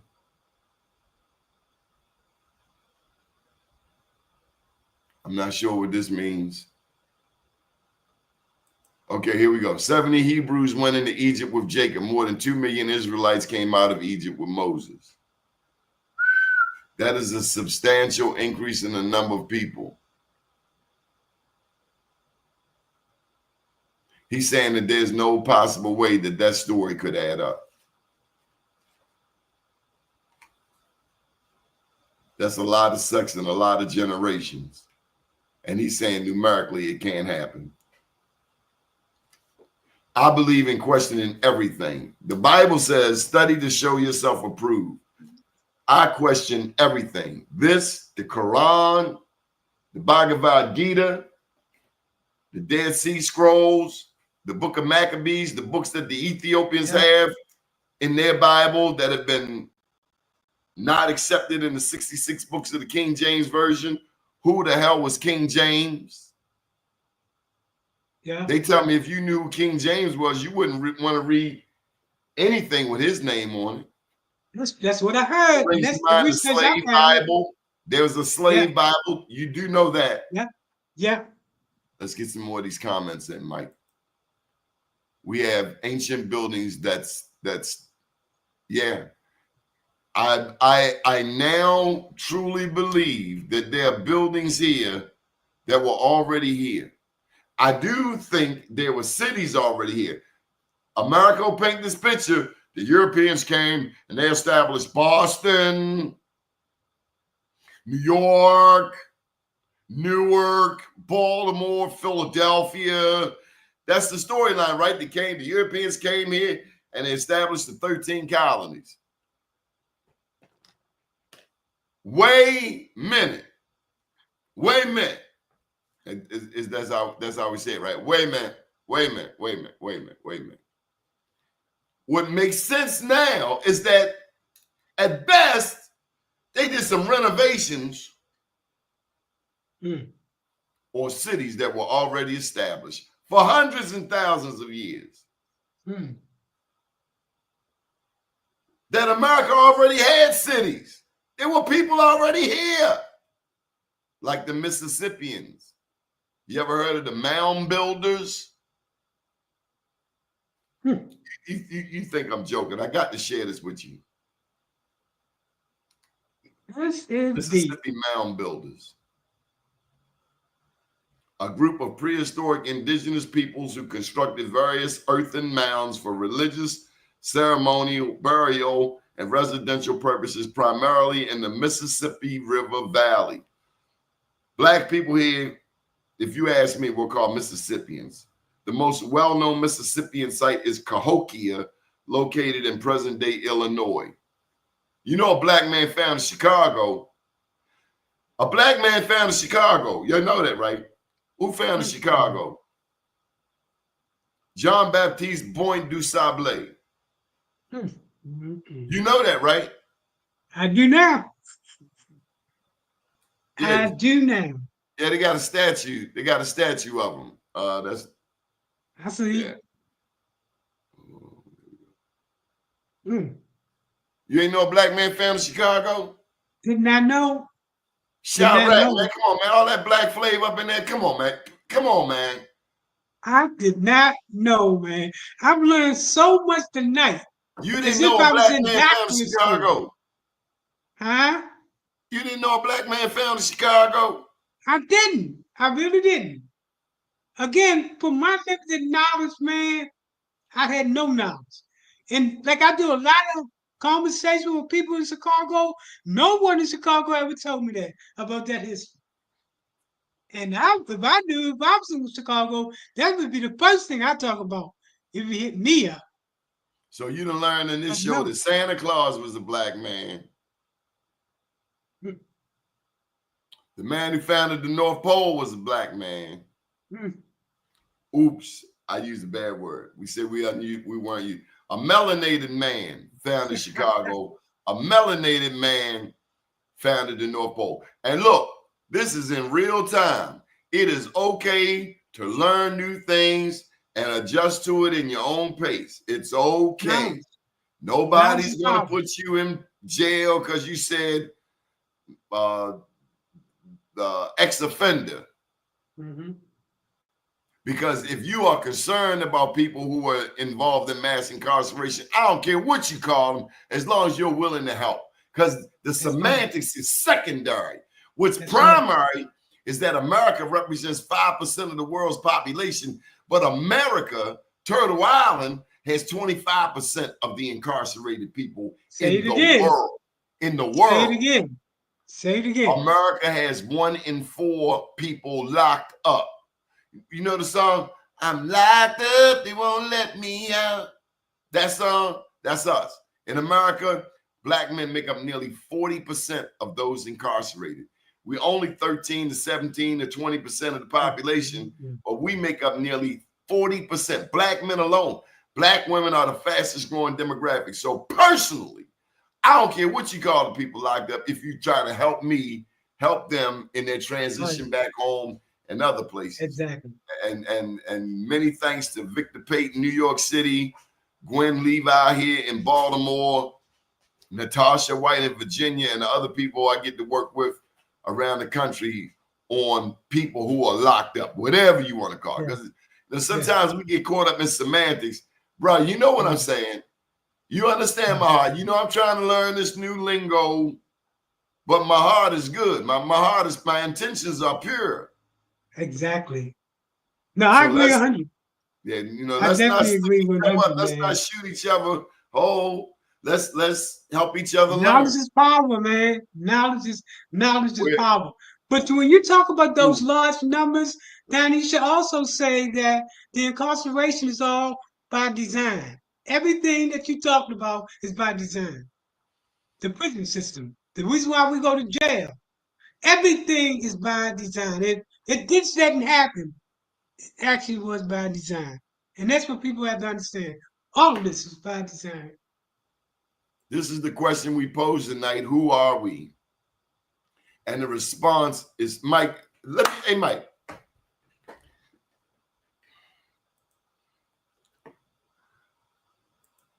Thank you. You have been my most loyal supporter. Thanks, man. I appreciate you, man. On Facebook, I'll give a shout out to Rico Crawley. But on this show, we've been doing the show 5 years. Yeah. 5 years. You have been a #1 supporter. Thank you. But Danny, I know where you come from, man. Look at where you at. Any brother that's about uplifting another brother, when you sit back and you see where the brother started from a community newspaper to what that brother has built, you see the possibility. And that's important, especially in these poor communities, to understand we still can shine, even though we came out of dirt. And that's what I appreciate about you. But even more, it's the knowledge, the information that you give up. I come back, I can't say it's about you. It's about the knowledge, the people that you expose to give information to us. And yeah, it's about you too.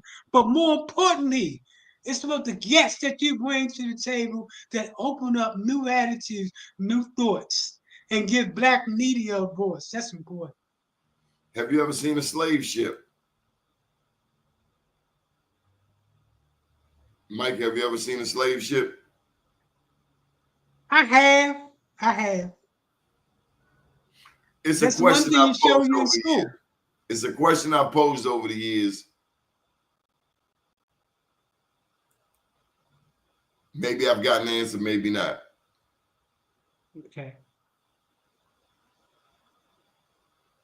Much respect, Shelley. I agree. Timothy Eel. And you have started something. These people are still coming in with questions. America is you have started something. Mike, I say we have started something. God have mercy. America is a part of the Moroccan Empire. This will at least cause some of us to go and read and look up. And I'm so grateful for Timothy Eel, Shelley, and Ma, all of these people who have asked themselves the same question. I am documentation from the Bible. His son, as he called me, I am a part of the nation and inherited the earth. My grandmother says she was Blackfoot, also from North Carolina, long dark hair. Ashe. Praise the Most High. Moses was from what tribe? He's from Pepe. We are us. Well, Diane coming back with the Pangeo seems not to be recognized when people go too far back. There go a new word, Mike. Pangeo. It's okay not to know. I'm just loving these Pangeo seem not to be recognized when people go to, like with Lot and Abraham split the land. Was there an ocean or a river? And words, the meaning of words. Tribe of Jacob in the Bible.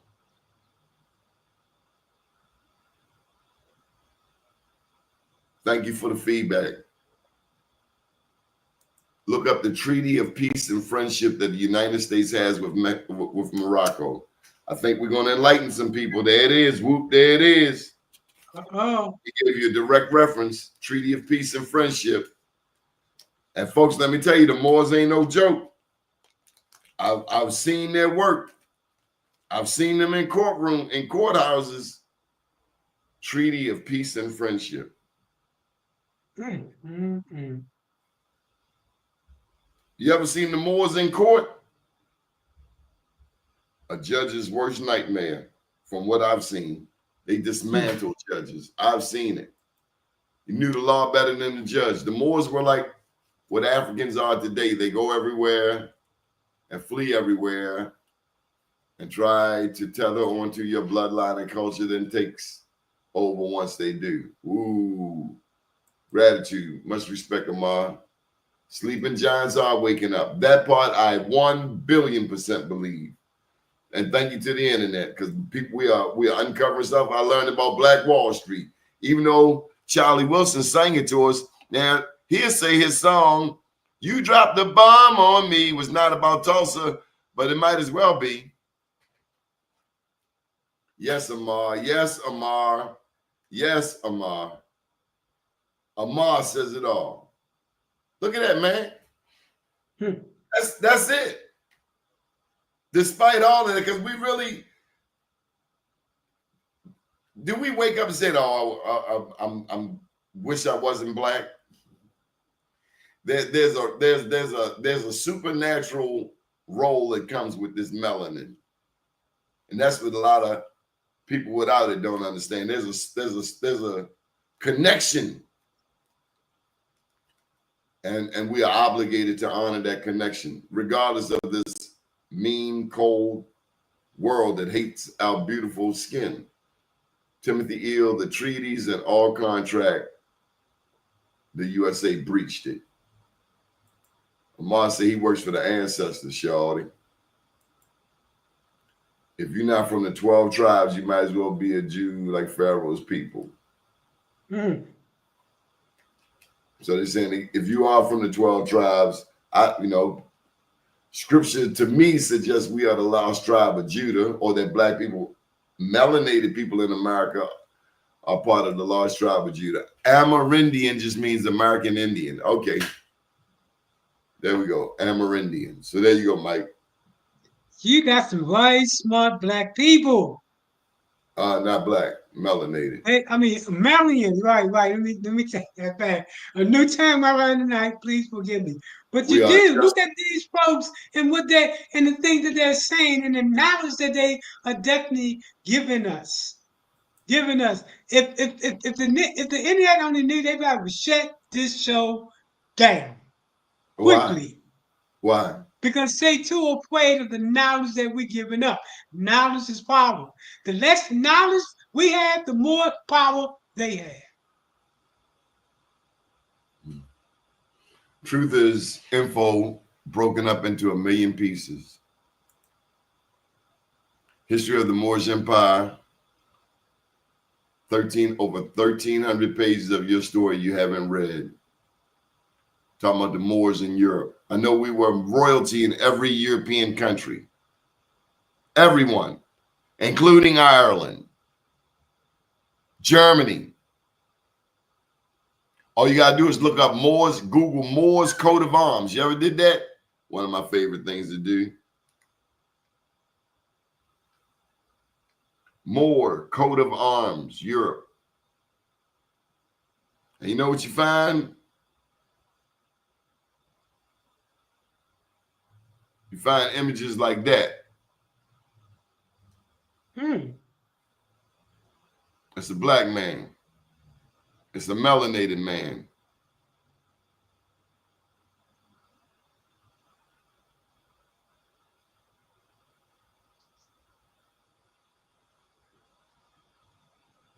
Every European country had a Moor coat of arms. Every European country.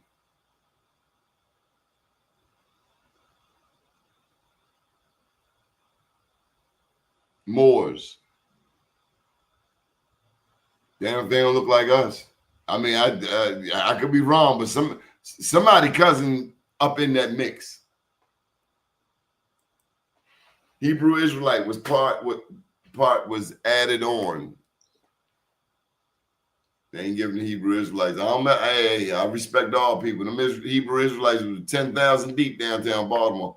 Diana treaty still exists. It's still not. It's not enforced. They're talking about the Treaty of Peace and Friendship, Mike. It's an Algonquin and dialect language. Okay. We are just putting pieces together. Yes, we are.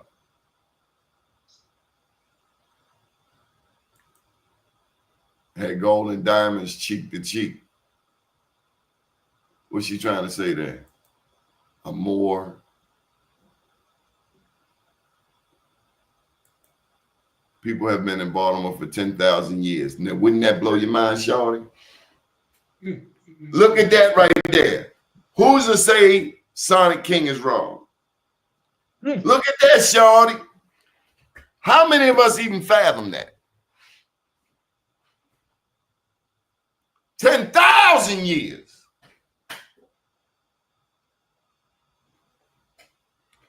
I bet you a lot of people in Baltimore didn't know that. Who are we? That's the question. Yes, Federal Hill is a mound pyramid. God doggone it, right in front of our eyes. Never even thought about it. Federal Hill is a mound pyramid. I would have to agree with you, DP. Man, oh man. Man, oh man. Man, oh man. Who are we? Whoa. I got to change this title. Instead of Blacks in America, Melanated Americans, Hebrew Moor. I'm going to change that. Because we don't like black. Black is a color. Ain't no damn culture. And I bought into it. I can't speak for nobody else. I bought into African American. I bought into black. Our parents bought into colored. Negro, you can't deny it. It's a scientific term. Negroid, Caucasoid, what is it? Asian, Mongoloid. All right. First Europeans were melanated. The first Europeans were melanated. I think he's joking. 15 colonies. Oh, didn't know that, David Gross. He said 15 colonies. And so I tell you this. I tell you something else I learned from nativeancestry.com. And he brought it out. Shout out again to Michael Lane. Put a plug in for him.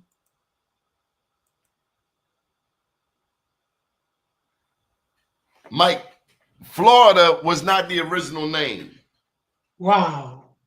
The original name was La Florida. Wow. Go look at a map, Mike, of La Florida. It is much bigger than Florida.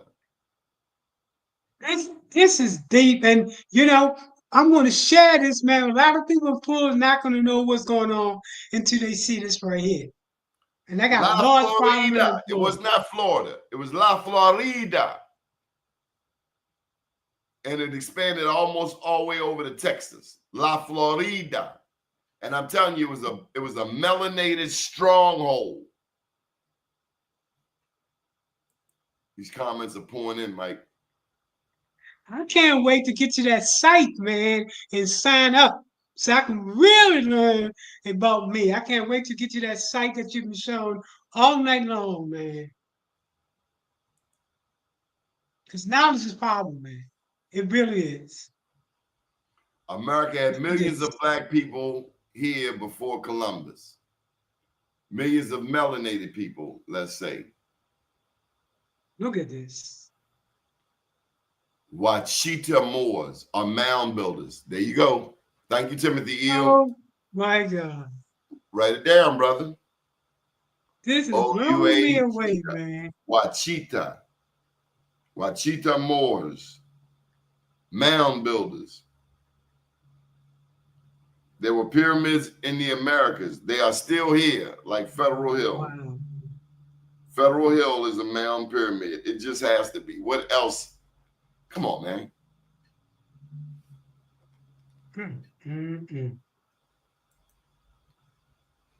But they're all on the same team, Black and Eurasians. Mega cities here in the Americas. There were big cities here in the Americas long before. Why you think the people came over here? They heard it was. Come on, man. And we were already here. In deep inferiority complex.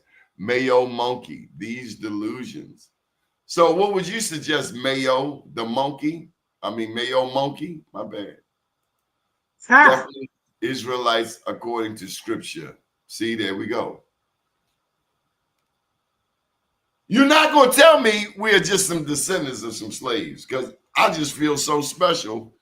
There's something I know innately that connects me to more than what I see, more than what any school book, any book in the American library. It's something that you just feel deep in your soul. Exactly. And you don't, and it ain't about no damn Christmas. It ain't about no 4th of July. It's just something you know. You know they have hidden something about your people from you. You don't know what it is, but you just like, this ain't adding up. Jesus loves me. This I know. Yeah, it's got to be more than that. Got to be more than that. And I ain't knocking nobody's faith. I'm just saying something is missing. Wow. And this show has unveiled more things it has that we have ever talked about in our community on this show. I don't know about elsewhere. I was not expecting this tonight.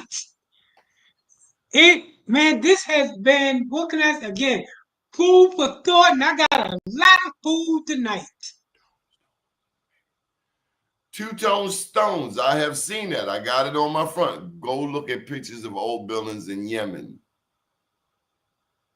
We thinking here in America that we got everything we got from somewhere else. Never thinking that we created it right here. This is mind-blowing.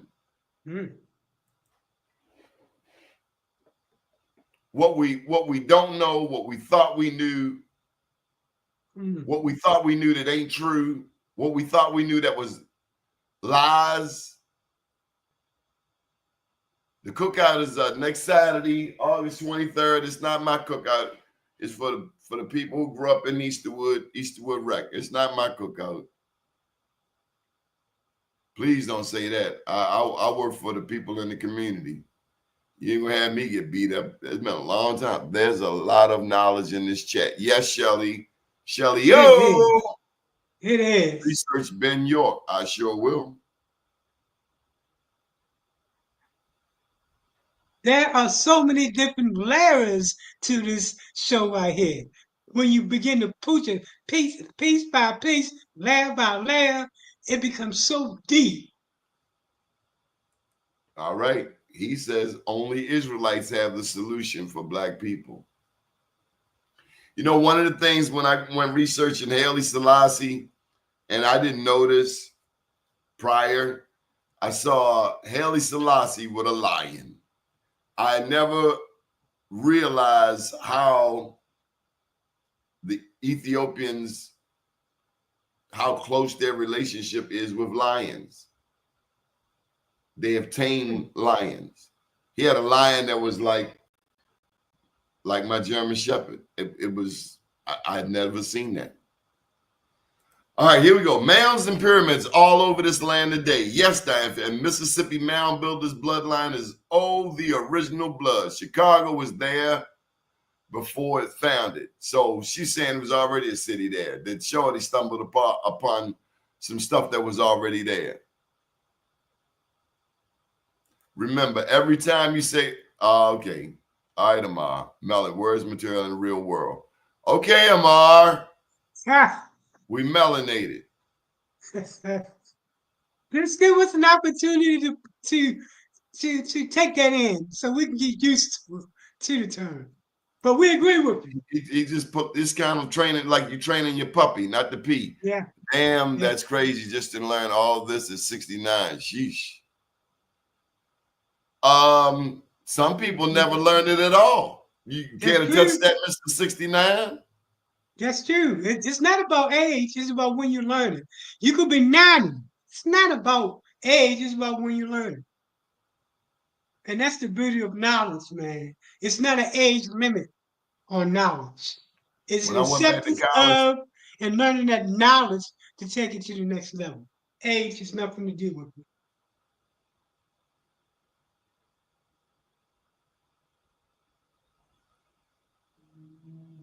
do you buy that? How we have been programmed to hate, fear, and reject the solution?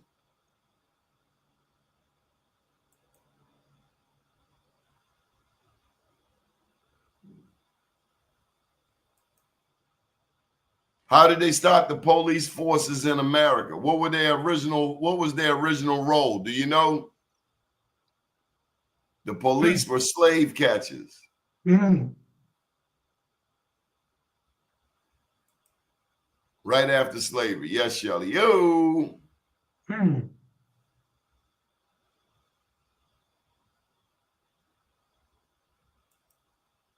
Now they're getting deep on you, Shorty. Larry Hoover. Dr. Malachi. I think it's Malachi. I hope it's not Maliki. Trained to not want true freedom and real justice for all. The solution they hate and will have nothing to do with it. Praise Yahweh, praise God, the great good and terrible black God. I'm not sure where we're going with that.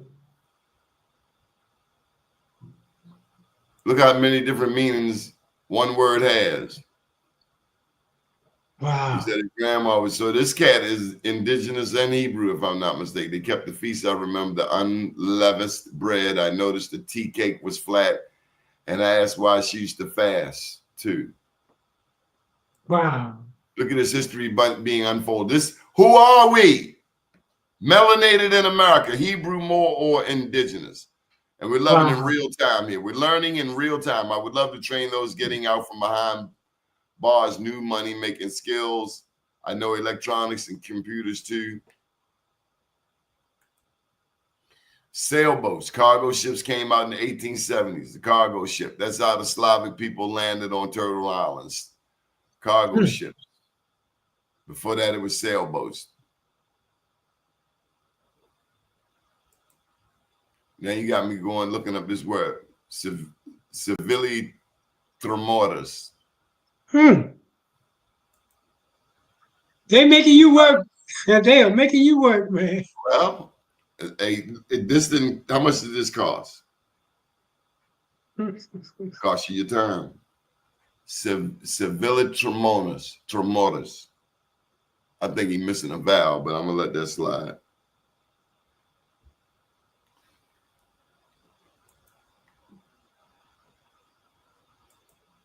Solution for black people. Stop running from this. What is the solution for melanated people? We're not running from it, Michael.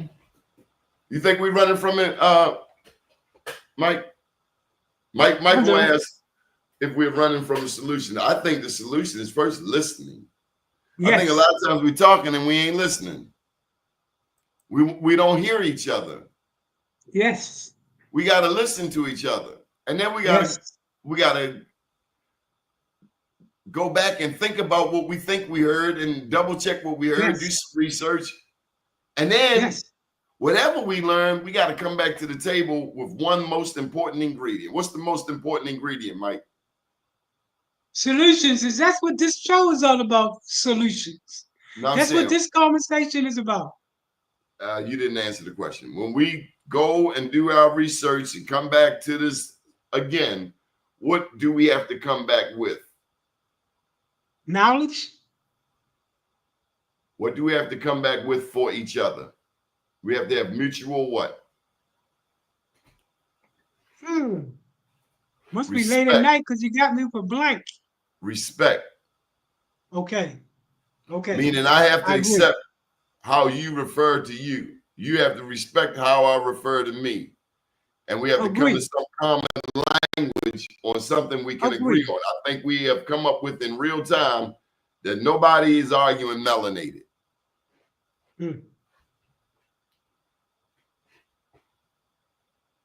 I agree.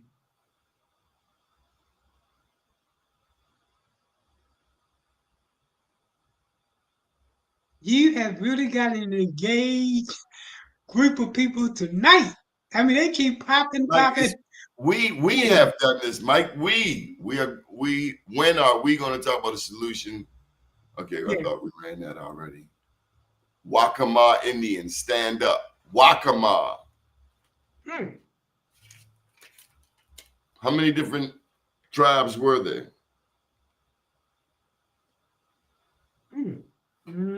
Waccamaw.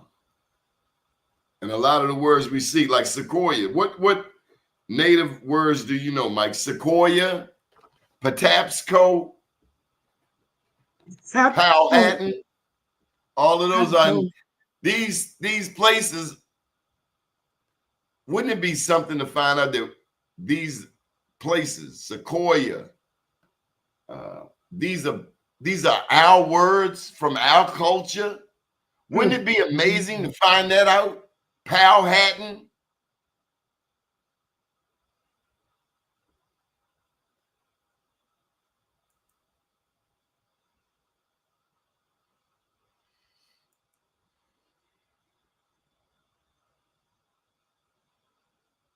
All right, Mike, we're going to have to do this again. Any final thoughts, Mike? This is deep. I can tell you right now, I never anticipated this, but this is one of the most powerful, informative, and impactful shows that I partake apart when it comes to understanding us and trying to figure out who are we. Because now I'm asking the question, who am I? No, you ain't going to go nowhere. I'll tell you what. Let me go fill my cup of coffee up and you tell them what you think of that. Can you do that for me? What? Related to the topic at hand? Yeah, can you handle this while I go get some coffee? Can you? Yeah, what do you want me? Okay, good. No, this is really awesome, Donnie. Thanks for giving me an opportunity to partake in this show tonight. As you know, I do a lot of things when it comes to deal making. What I lack and what I found out tonight was the knowledge of who I am and where do I come from. There's been so much information given up tonight that it's going to take me at least a couple hours, if not a week, to dissect. But most importantly, everything that I've learned tonight, I definitely plan to repeat it because knowledge is power. So often we're not given an opportunity to give this level of deepness. I'm surprised that this particular show has not been cut down by way of the internet because of the information that we're given. The information that we're given and the knowledge that we're teaching. And it goes against the very structure of this racist society to talk about what we learned tonight and what we learned about tonight. Because information is power. The more power we have, the more information we have. I want to thank everybody that has given some thoughts and put it in the chat box. I have learned so much tonight. I never even anticipated that this level of knowledge was out there. So imagine if I haven't, and I consider myself a very knowledgeable person, imagine if the mass of people don't understand what's going on. I take my hat off to you again, especially y'all that did your homework. And you give us an opportunity to be able to repeat that to others. It's like the domino effect. What we learn, now we take that knowledge and we share with others so the truth can be known, especially among the young. Especially among the young. I'm this overwhelmed with the information that was bestowed upon me tonight. I never knew. I never took it that particular deep. I'm so happy that I did come into the show expecting one thing and learning so much about our people. The topic that he has is the most appropriate topic. And all of the shows that I've been a part of and that I tapped into when Danny was giving it, I've never seen so many people give their thoughts. This show tonight has ignited a thought pattern for people to get the truth out. Not this one, but many people. Again, thank you for making my night a truly powerful night. That's good stuff, Mike. We make them prove that jurisdiction. Do you believe politics is the solution? I don't think so. I think people are the solution. When politics become to the solution, we become the game. But people got to be the solution in order to solve the problem. Unfortunately, we depend on government and politics to solve the problem. Instead of understanding that it takes the village to solve the problem. What if we went back to the village? Would we even be talking this, what we're talking now and how we're being treated in this so-called United States? Yeah, Charlie Wilson was from Tulsa, but he said his song "You Dropped the Bomb on Me" was not about Tulsa, but it still seems like it was. Seawater being used as fuel by a Moor. I was sent here to put that work in for my people. Thank you, Amar. Ashe.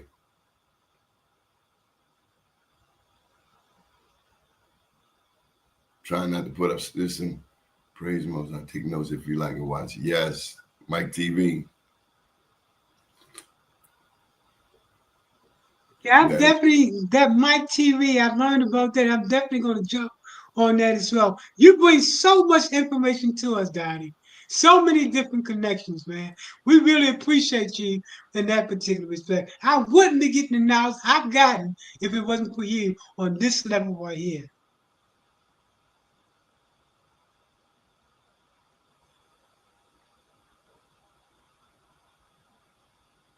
What's your script? Let's be nice on here. Why are you here if you don't agree? That's right. Why are you here if you don't agree? Look at this. You ever heard of Noble Drew Ali? Yeah, right. That brother, he the one that created the term self-motivated community. Oh, you're not talking about him? No. Not Oh, I'm his sorry. the Let me back up. Oh, no, historical no, no. I'm Noble sorry. Drew I'm Ali. sorry. No, no. The one that brought I walked right into that. No, I don't. he brought the Moor Science Temple of America, if I'm not mistaken. Let's get us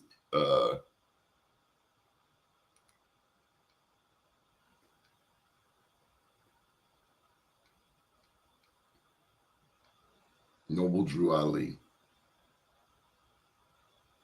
Born in 1886, he was an American leader who in the early 20th century founded a series of organizations that he ultimately placed under the umbrella title Moor Science Temple of America.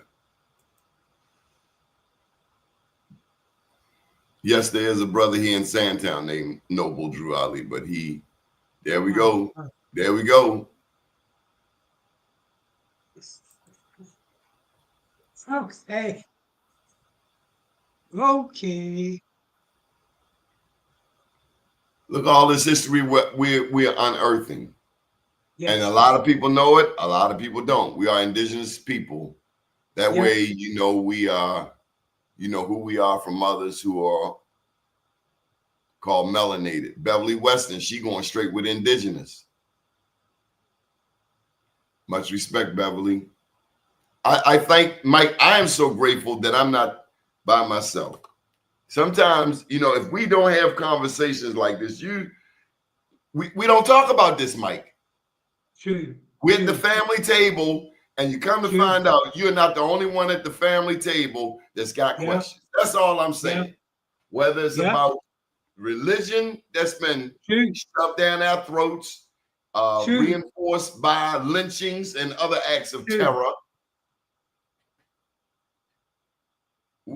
If you were Native American in this country, you were threatened. Don't tell nobody you Native American. I've heard stories. Didn't know till I heard these stories. As a little child, yeah, don't tell nobody we Choctaw, we Yamasee, we Mississippian. Right. Don't tell nobody you Cherokee, you Blackfoot. Don't tell nobody. And this fear. And so we bury it and bury it and bury it and bury it until we finally have an explosion. And that's what this broadcast is, Mike. It's an explosion. Yeah. It's been hidden down. It's beyond that, man. It's like a bomb drop, man. A bomb, nuclear bomb of knowledge, man. Nuclear bomb of knowledge. I can tell you right now, I bet a lot of the listeners didn't know all the information that was being given up tonight. When you know who you are, and here's the weird part. People who have no idea about the answer got all of the answers. Yeah. But today we have scholars on here. We have studied people, and they seem very confident in their understanding of who they are. Yeah. And if we can take that with us into tomorrow, I think more people are gonna feel like I felt this week, like really empowered, really blessed, really fortunate for what we've learned. We took the time to learn. It's easy we could be out partying this Saturday night. What is it? Whoa, we boots on the ground learning about who we are. A basic question. Who are we? And I've not heard one person on here say African American. Not yet. Not one.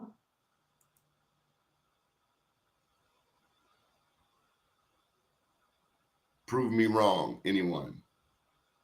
This is awesome. We are foundational.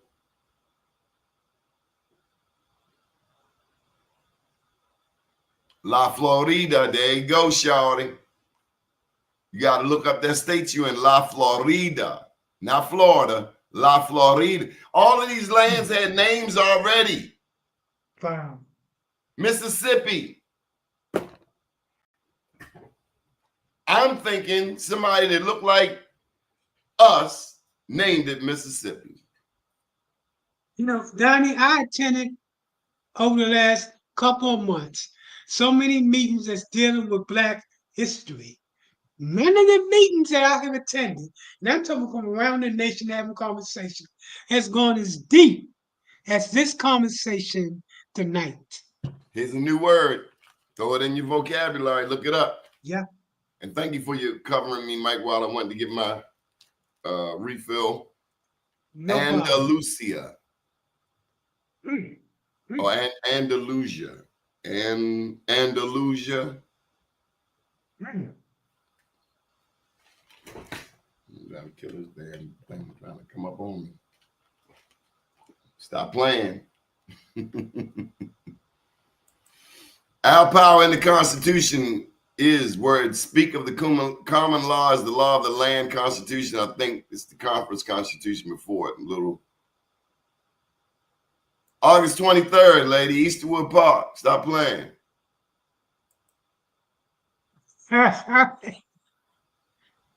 And so I tell you, the Moors don't get no pass here. Gotta find my spray bottle. No, they don't.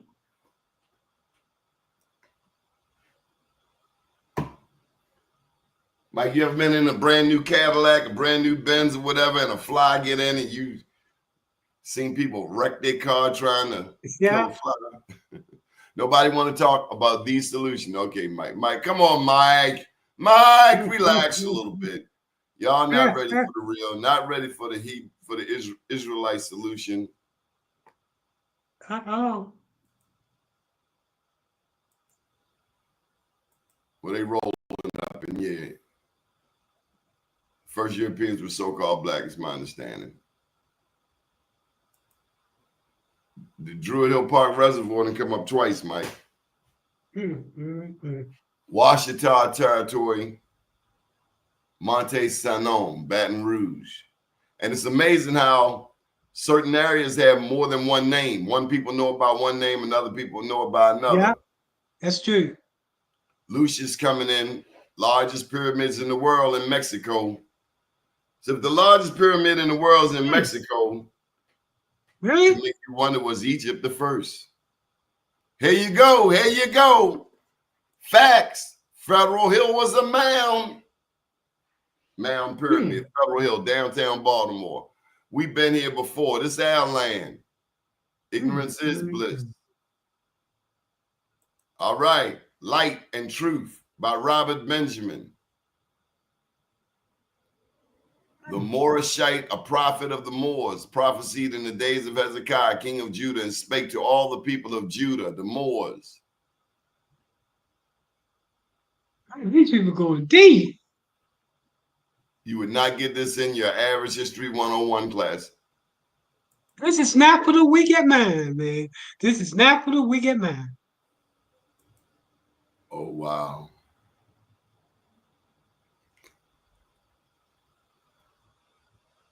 DP is identifying what he calls, or what he or she believes is censorship. You too blocking this guy.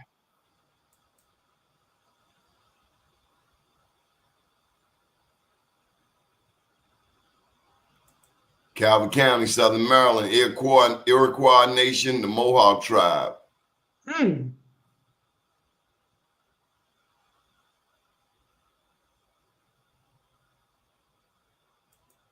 It wasn't nice, Ali. Well, I'm glad you had the knowledge. And if you had it, I wish you would have shared it. But thank you for your comment. We're trying to enlighten. We're trying to lift each other up. We got enough people tearing us down. We're trying to lift each other up. We do. We need to change that clan mentality of pulling each other down. Be a job of ideas, man. Embrace each other. Because we all we got. We really do. We all we got. We have no choice. The name Mississippi comes from Native American languages, specifically from the Ojibwe Chippewa word, which means Mississippi, which means great river or big river. Breakdown of the word. Missy, great, big, ZB river. So Mississippi, literally great river. And it is a big river. You ever seen the Mississippi?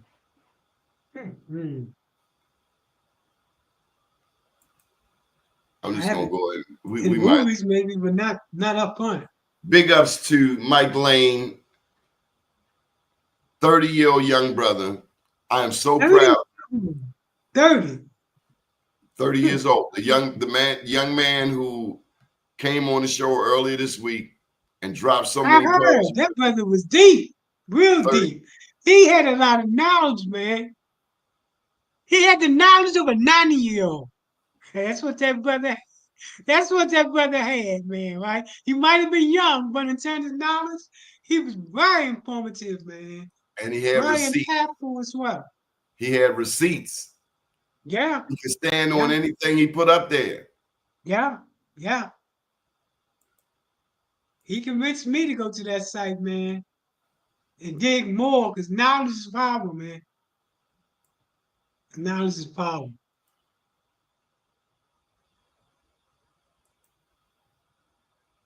There's a map of Africa showing Negro land where the kingdom of Judah is. Oh, we got a biblical reference. Mitchell Young threw in a biblical reference. Psalm 83:4.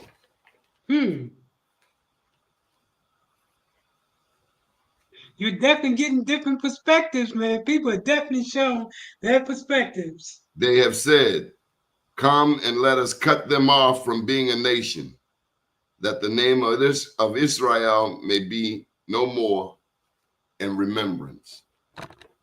Who do we think they talking about in that book? Because it sounds like us.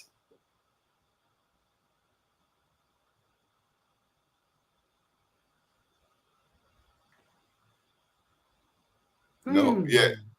When he reached India, America is India. India is America. It's the same, but it's why our people are called Indians. Of course, we have separate tribe names too.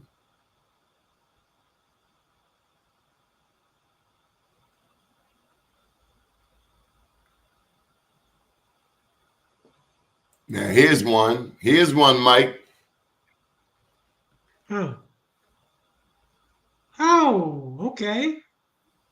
Wouldn't that blow your mind that you already in the Holy Land? Ouch. Ouch. You know about the 5 civilized tribes, don't you, Mike?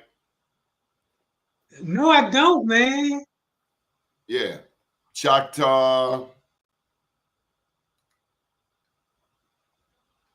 I won't guess. What are the I'm 5 learning a civilized lot tribes? tonight. I don't have a problem to say that when it comes to this serious deep thinking, man.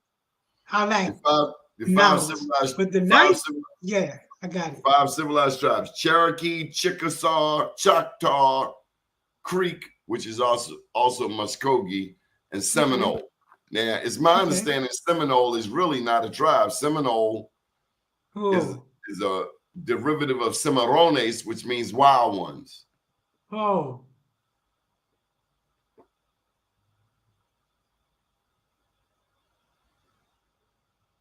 Here come icy things. Conquistador Moors enslaved so-called Black Americans first when they brought the white man in as a front.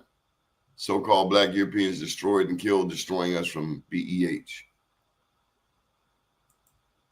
My great nana had white hair to her waist and never spoke. That she was indigenous but ashamed. Check that out, Mike. I just said that. That's a story I've heard. Thank you, Elder. Thank you, Elder Ernest Parker.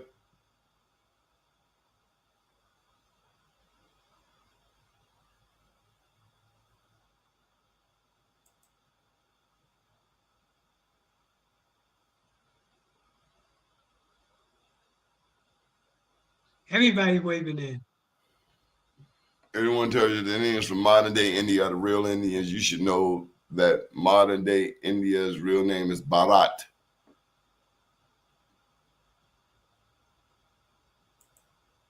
Hi, Sequoia.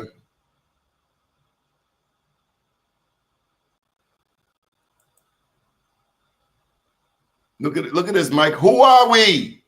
And now the people are mad. You have never heard this conversation. I've never. Never, ever. Not like so many voices. Never. I've never heard it to this level. So many voices. Never, ever. Not at this level. Not. And this is what we call the collective. Different perspectives. The deep. I agree with you, Michael Smith. Look at it. Learning our true history. First, that's the solution. That's the solution. Yeah. Now, here's a practical step. Change your status from U.S. citizen to American national. You got it?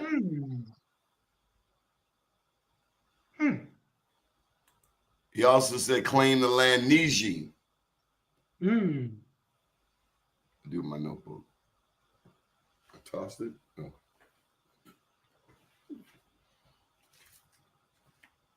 If you don't know these words, write them down. Go look them up. Definitely. It's like I'm leaving with a new vocabulary, man. New. Mike, it's so many comments on here.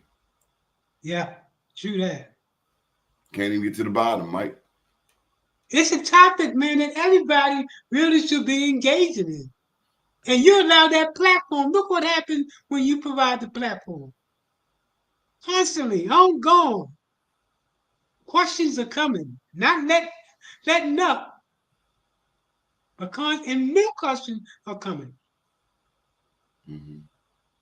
Who are we? You guys say he got knocked off up to YouTube because of this. This is deep.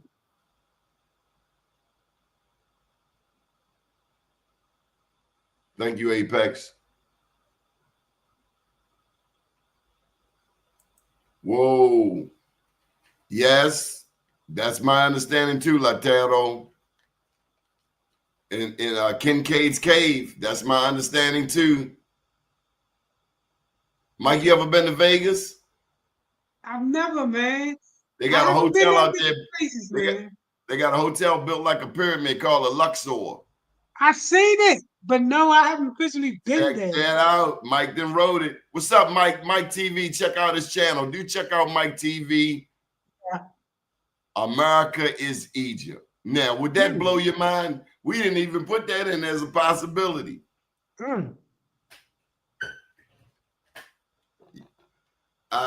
He said they found a whole pyramid. Part of the Grand Canyon that you can't visit. And that's what I've been told, that certain places, they put a fence around and say this is government land. Sons of Judah, lost tribes of myth. These Negroes are renowned as potters and smiths and are believed to be connected with the colony of Jews expelled from Portugal and settled. Mike, they just blowing you up. Latero is on point. Okay, Diane Fitzgerald confirmed it. Egypt was a colony of ours. Largest pyramid in the world is in Central America. I told you, Mike ain't buying it. The Americas has more pyramids than the rest of the world combined. Federal Hill is a mound pyramid. Israelites and Egyptians were family descendants of Abraham, Ham, and Sheth, all conquered, but they didn't stick together. Learn from the mistakes of the past. Yeah, so that's why we got to be respectful on here to each other. Here we go. America is Mystery Babylon. Mike covered California. You know California is named after a black woman, right, Mike? I know it now. Just like I know about Chicago. Califia. Oh, I said black. A melanated woman. An indigenous woman. Oh, well, it's going to take me a while. Hey, Ma, you're going to have to be patient with me. I've been saying it for 60 years. I ain't going to stop it overnight. Pyramid on the back of the dollar. Yes. On the why are our symbols on the back of American money? Be patient with me, Ma. Don't facts, Mike. We have the pyramid. Wow, look at this. All our life, up until now, I'm thinking the pyramids, okay, I know they're in Egypt. I know some down in the Sudan. They call that Nubia. The original Statue of Liberty is a black woman. You know that, right? Look at this black history coming up. Oh, look at this melanated history. You getting it?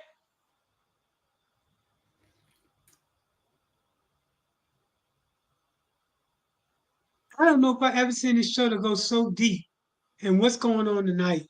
And so many Egyptian different origins. scholars that are putting in the information. These people are not just throwing out stuff. This is stuff people have studied and they're sharing it. And we're fortunate to have this table where everybody is welcome, especially if you come with respect. I'm blown away by this one here, though. Egypt was a colony of ours. The whole time we thinking they came to the West. I guess it's all in how you look at it. You could consider this the East and that the West. Wow. I don't know what you do with something like this, Mike. There's a liquor, well, it makes even more sense why there's a liquor store on every corner, because we are the light, and that's all we need to lose our light. It's also a church on every corner. What that tell you? You gonna cut your camera on, Pharaoh, or you just gonna make a comment? Welcome to the show. Yeah, can you hear me? Loud and clear. How you doing? Oh, good. Yeah, I just want to make a comment. Yeah, I don't have that long. I have about maybe 10 minutes. But yeah, What's your name? Yeah, I'll go by Pharaoh Mizraim. Pharaoh Mizraim, welcome to the show. Yeah. My take on this is I used to follow this type of history. But after doing research and learning the ancient Greek language, I see myself as a historian, a real historian, who followed the writings and the traditions of the ancient historians, and of course, the ancient historians were originated with the ancient Greeks, and and I catch a lot of yeah. Be Oh yeah, right back down and getting some coffee. yeah, All yeah, right. yeah. I catch a lot of heat because I follow the ancient Greek writings, but yeah, my take on this is like I don't believe that we the Hebrews, Moors, or none of that because it's all. I used to believe that we were Africans, but I woke up and realized that a lot of this stuff is made up and written in English, and that's why I go by the ancient texts, and and as a historian and as one who followed the histories, because what I go by is I go by the original sources, the original text, and You got and 30 everything seconds, else. because they about to bump you. Come on with it. Yeah. Everything else that comes after the original text, I see it as just secondary and made up. But originally, What language is the original text?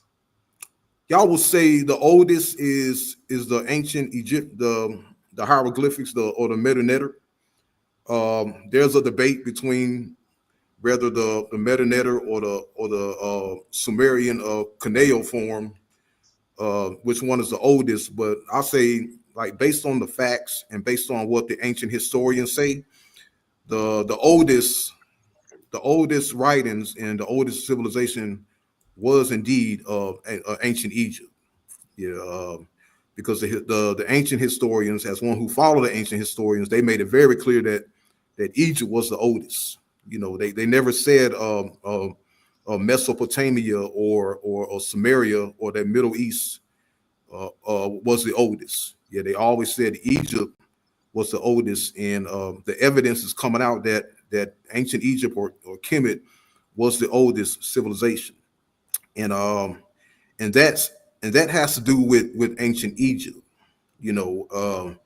but as for the migrations that took place uh, after the fall of Egypt, you have to go to the ancient Greek historians. Now, what I see a lot of these guys doing, these so-called historians today, is that they are making up lies and fantasies and writing it in English, and they skipping over 2,000 years or 1,000 years of history. And I say, yeah, you can't do that. You can't go from the Meta Netter and skip over everything else and go straight to the English, because All right. Thank you for your comment, Pharaoh. Mike, any thoughts? They beat me up over here. They are not playing that. These cats. Yeah, it beat me up too, man. That's why I'm quiet. And I'm the type of person that talk all the time, as you know, Daddy. But tonight, this is the first time I've been speechless. They not taking they not buying the Greek thing. They're not buying the Greek thing at all. Listen, I put the if you want to come in and share your thoughts, we got a link right there in the chat, or you can call 929-841-7266. 929-841-7266. Trying to get everybody in there, but it's a lot of thoughts. And I'm trying to be respectful. I know I couldn't buy that show. Bella, I'm with you. I couldn't do it. Wasn't gonna be able to do it.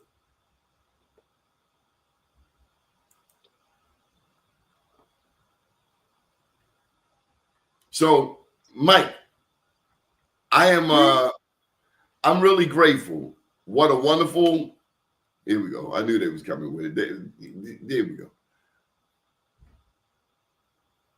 Wow. You ever heard of the Igbos? It's the term The sound Igbos familiar. are Nigerian. So Nigeria has the largest country people-wise in Africa, Nigeria. And the Igbos, I jokingly say they're the Republicans, but that's like the business class, to my understanding. They control a lot of the money. But here, you see the Igbos as written are the wandering Jews of West Africa. This is what Timmy say about the Greeks. See, I can't take nothing from the Greeks because they got a copy of a copy. They don't have anything original. Just like, with all due respect, if this is our primary text for what we say we believe in, and we only read English, what are we missing? And who determines what's not in? Who determines what's not in what we should be knowing? Respect. Respect.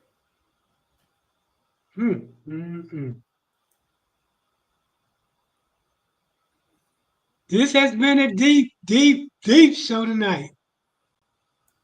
Yeah. Well, Mike, Couldn't have planned this show tonight. It had to come just as it is naturally. This could have not been planned. The Almighty planned it, wasn't me. Yeah. And I thank the Creator, and I thank everyone who participated, and I thank our very powerful ancestors for opening our eyes to this information. Yes, I have no problem with that.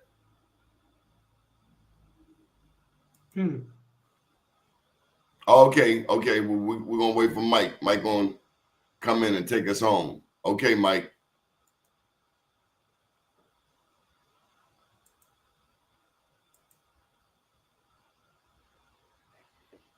They bumped you, Pharaoh. They gave you 5 minutes, Pharaoh.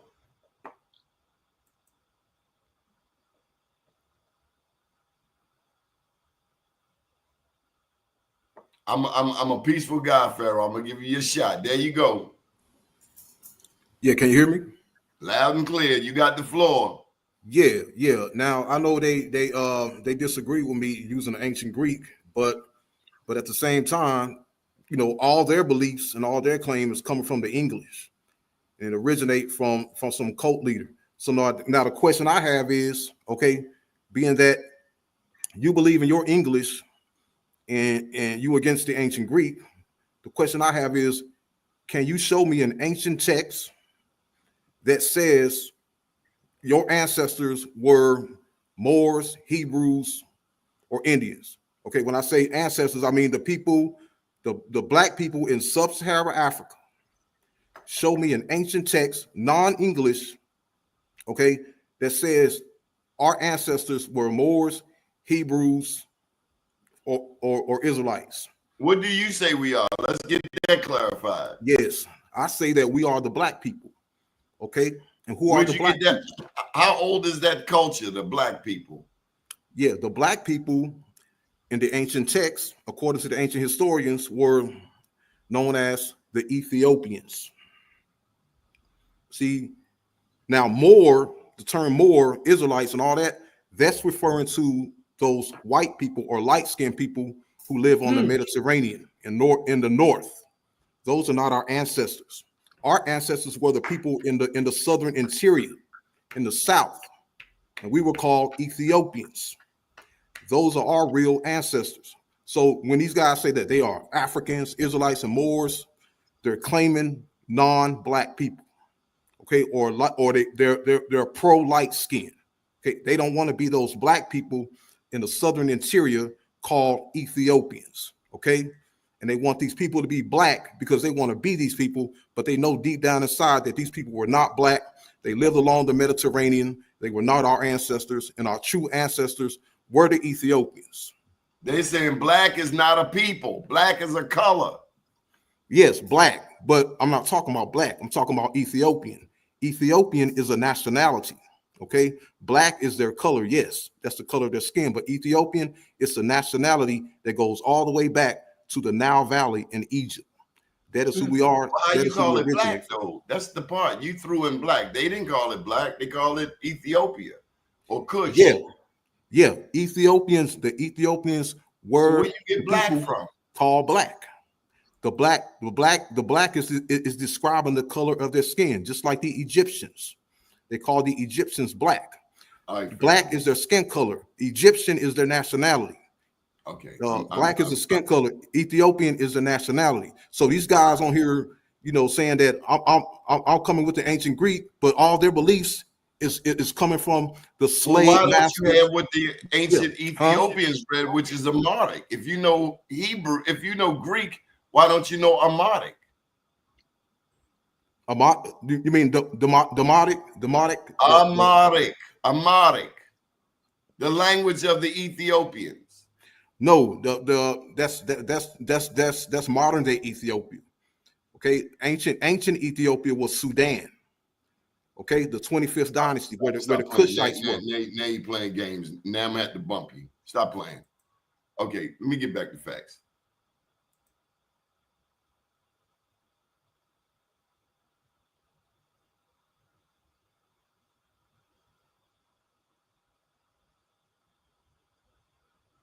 You still with me, Mike? Yeah, I'm here. I'm here. Yeah, I can't buy that Pharaoh. I'm done, Pharaoh. My German Shepherd's named Pharaoh. My German Shepherd over here looking at me. He's like, "Are you sure?" I didn't say you, Pharaoh. This Pharaoh. Bella ain't playing it. Bella ain't playing with none of it. Pharaoh, you had to go meet Bella in the parking lot because she ain't having it, and she out there with the Panthers, and they waiting on you in the parking lot. They want to have a talk with you. In the Manuelian decrees, they do have the laws that expel Jews and Moors. A few people have translated them from the old Portuguese language. What a discussion we're having here. What? Oh, now you done violated, Pharaoh. There you done violated, Pharaoh. I'm telling you. Whoa.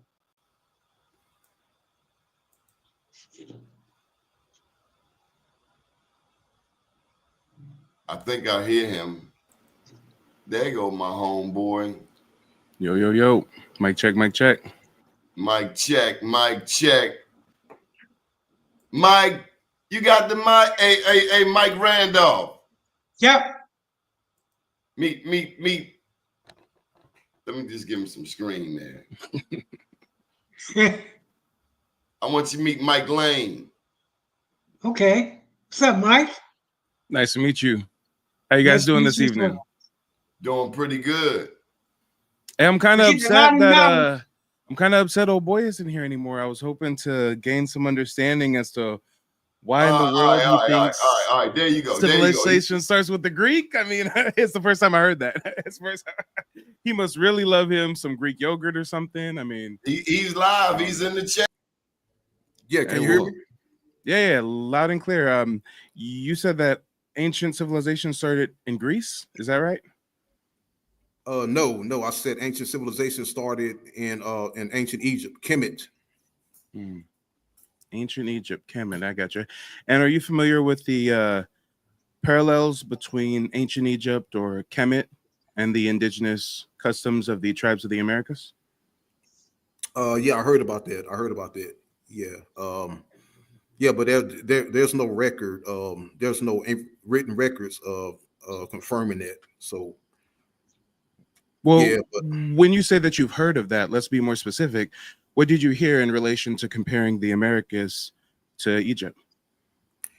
Yeah, I just heard about a bunch of artifacts found. But most of it was found out to be forgeries, and they were forgeries, and it's based on a lie. So yeah, but I follow ancient history. A lot of these guys on the panel, they follow. Well, hold on. Time out. You said a lot of artifacts You said they were forgeries, they were lies. Well, if there's a lot of artifacts that are forgeries and lies, you should be able to name at least one of them for us. Yeah, like the Egyptian artifacts found in the Grand Canyon. They found that out to be forgeries. So, and they finding like I think something like the Parabia stone that's found in Brazil. They said that was also that said it has Hebrew writings on it. And they found out that to be a forgery as well. So yeah, and I who hear is about they? this stuff. Who is they? You keep saying Yeah, they. the scholars and archaeologists. Yeah, they. So it's just the scholars and archaeologists. I mean, we don't have an those institution, a university, a name, nothing. Those who study those artifacts. Sir, there are millions That's of what I'm people talking who about, study okay? archaeology. Come on, bro, you're not the authority, okay? I'm no, not no, no. authority. You're not an authority. The Okay? authority So would when be I the say hold on. I'm The talking authority about would be the no, source that you I'm need to referring to cite, the and so experts. far you can't cite a Okay, source. you're You're not telling an us that expert. our artifacts are You're not an invalid, expert, and you okay? can't tell us who invalidated them. No, you believe Damn, in the I white guess we should man's just take your slave word for master it, huh? English, okay? You believe in the white man's slave master English.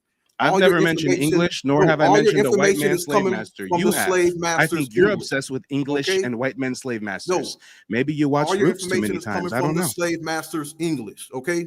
All you Negroes in the chat who claim you're Israelite Moors, all your information and all Guys, your you see pseudo how history triggered people is get when coming you from the simply ask slave them to cite a master's source? English. I didn't get reckless with him. I didn't get irate. I didn't call this man out of his name.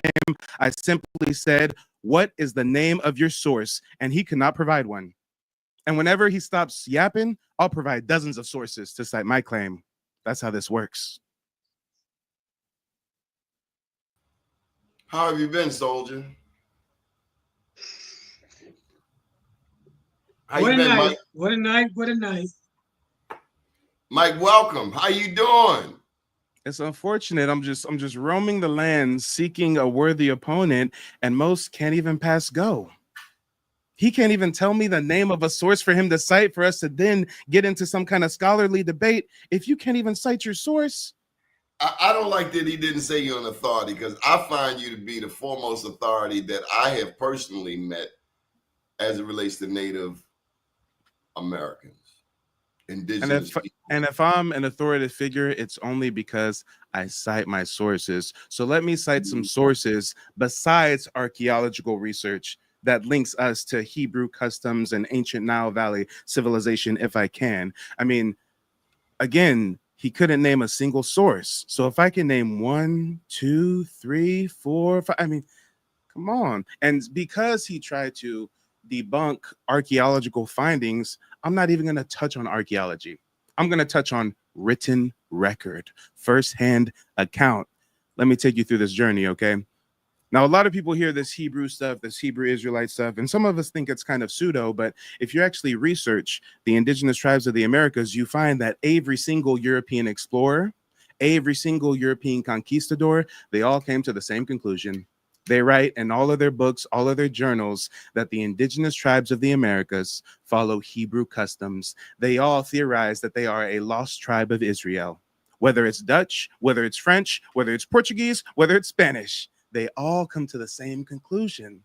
Now, let me give you some of these firsthand accounts real quick, if I may. First of all, we've got Diego de Landa. This is 1566. He was a Franciscan monk in Yucatan. He wrote something called the Relación de las Cosas de Yucatán, which means the relation of the things of the Yucatan. And again, this was written in 1566. And in this written work, he denotes that the indigenous customs, including the religious rites and rituals and the written characters, are interpreted as bearing resemblance to Hebrew tradition. Then if we go from 1566 to 1581, we've got Diego Duran. Diego Duran was a Dominican friar and a chronicler in New Spain. And he wrote something called The History of the Indies of New Spain in 1581. And he discusses various theories linking indigenous customs and language traits to Hebrew and Near Eastern origins. And we can keep it going again. We're in the 1500s. This isn't anybody in 2025, talking about, oh, we're Hebrews, we're Moors. These are conquistadors in the 1500s looking around, seeing the Indians, trading with them, enslaving some of them, coming into close contact and saying, we think you're Hebrews. We've got Gregory Garcia in 1607. He was a Dominican scholar in colonial Mexico. He wrote something called The Origin of the Indians of the New World in 1607. And he writes that the circumcision that's practiced amongst indigenous peoples of the Yucatan is identical to Hebrew custom. He also argued that the Mex in Mexico derives from the Hebrew word Messiah. He theorized that the lost tribes of Israel had migrated to the Americas via various routes. And then I guess for good measure, I'll cite a fourth source. Again, he couldn't cite one, but here's a fourth source. Diego Andrés Roca, 1687. He was a Spanish writer. He wrote something called Tratado Único y Singular del Oringo de los Indios in 1687. Now, his claims were that the indigenous people in Cuba and Jamaica spoke a broken Hebrew. He also placed the lost tribe migrations via the Bering Strait, while Spanish arrivals followed the biblical flood. So again, you've got these Spanish conquistadors, these European explorers. They're saying these folks have Hebrew customs. They're saying we're coming across Black Indians. Like, we're not sure if they came across the Bering Strait or if they were here from day one or if they migrated from somewhere else. But we know for a fact the people that we're finding indigenous to this land are swarthy, copper-colored, dark-skinned, Black, melanated, if you will, and everybody's claiming that they do things that only Hebrews know how to do. And I think the last time I was here, I showed you a actual artifact from a Mayan temple, or it might have been an Olmec temple, where there's literally the Star of David. There's the Star of David etched into the side of the temple, but people want to come up here and say there's no validity to the Hebrew thing because he heard from a bird that everything's been debunked by they, and he can't say what the artifact is that was debunked nor who debunked it. But okay. Michael Randolph, you learned anything today? Wow. I'm not often speechless, and Donnie knows that.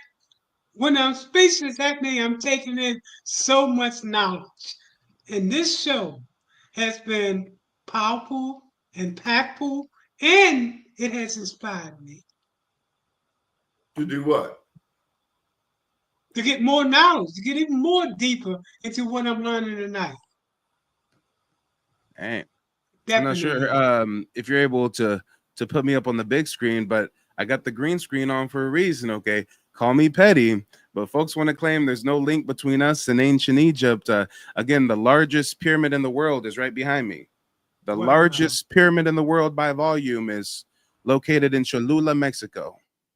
Cholula, Mexico, ladies and gentlemen. Look at it. The largest pyramid in the world is not in Egypt. It's not in Africa. It's nowhere in the Eastern Hemisphere. The largest pyramid in the world is located in Mexico. Cholula. Guess what? You may not be able to see what's up top. Don't worry. I'll show you some more images as the time rolls on. But up top, what they did is the Catholics built a church. They hid all of this. It was buried underneath dirt. They claimed it was just a natural hill, and they placed a church on top. And it wasn't until recently that, in more recent times, that parts were excavated, and you realize that this is not just a pyramid. This is the largest pyramid in the world. The Americas have more pyramids than the rest of the world combined. We have the oldest pyramids in the world, and we have the largest pyramids. And since we're talking about pyramids, let's talk about some more connection between Nile Valley civilization and the Americas. Because if you guys notice something, it don't matter how Pan-African someone is, and I like to call them pan-goofies, call me petty, but it doesn't matter how Pan-African someone is. You notice how they only cherry pick Egyptology? You notice how they're not getting all gung-ho about Sudan or the Congo or South Africa or Morocco. They're salivating at the mouth, foaming at the mouth over Egyptology, Nile Valley civilization. Have you guys noticed that? And the reason why we gravitate towards that, yeah. I did. You've noticed that, right? Specifically Nile Valley, Amun-Ra, the Sphinx, the pyramids, the whole thing, right? And the reason for that— I'm guilty of it. I did that. All of us. And the reason that we have a connection with that is because it's in our DNA. is because that's us. Guys, think about this. If we're supposed to believe, and this is really gonna fuck you up, right? If we're supposed to believe that the pyramids in Egypt were created by Africans, then why are there only a couple pyramids in the whole entire continent of Africa? Why are there more pyramids over here than over there? What makes more sense? Let me just take you on a exercise of critical thought. What makes more sense? Just close your eyes and imagine. What makes more sense?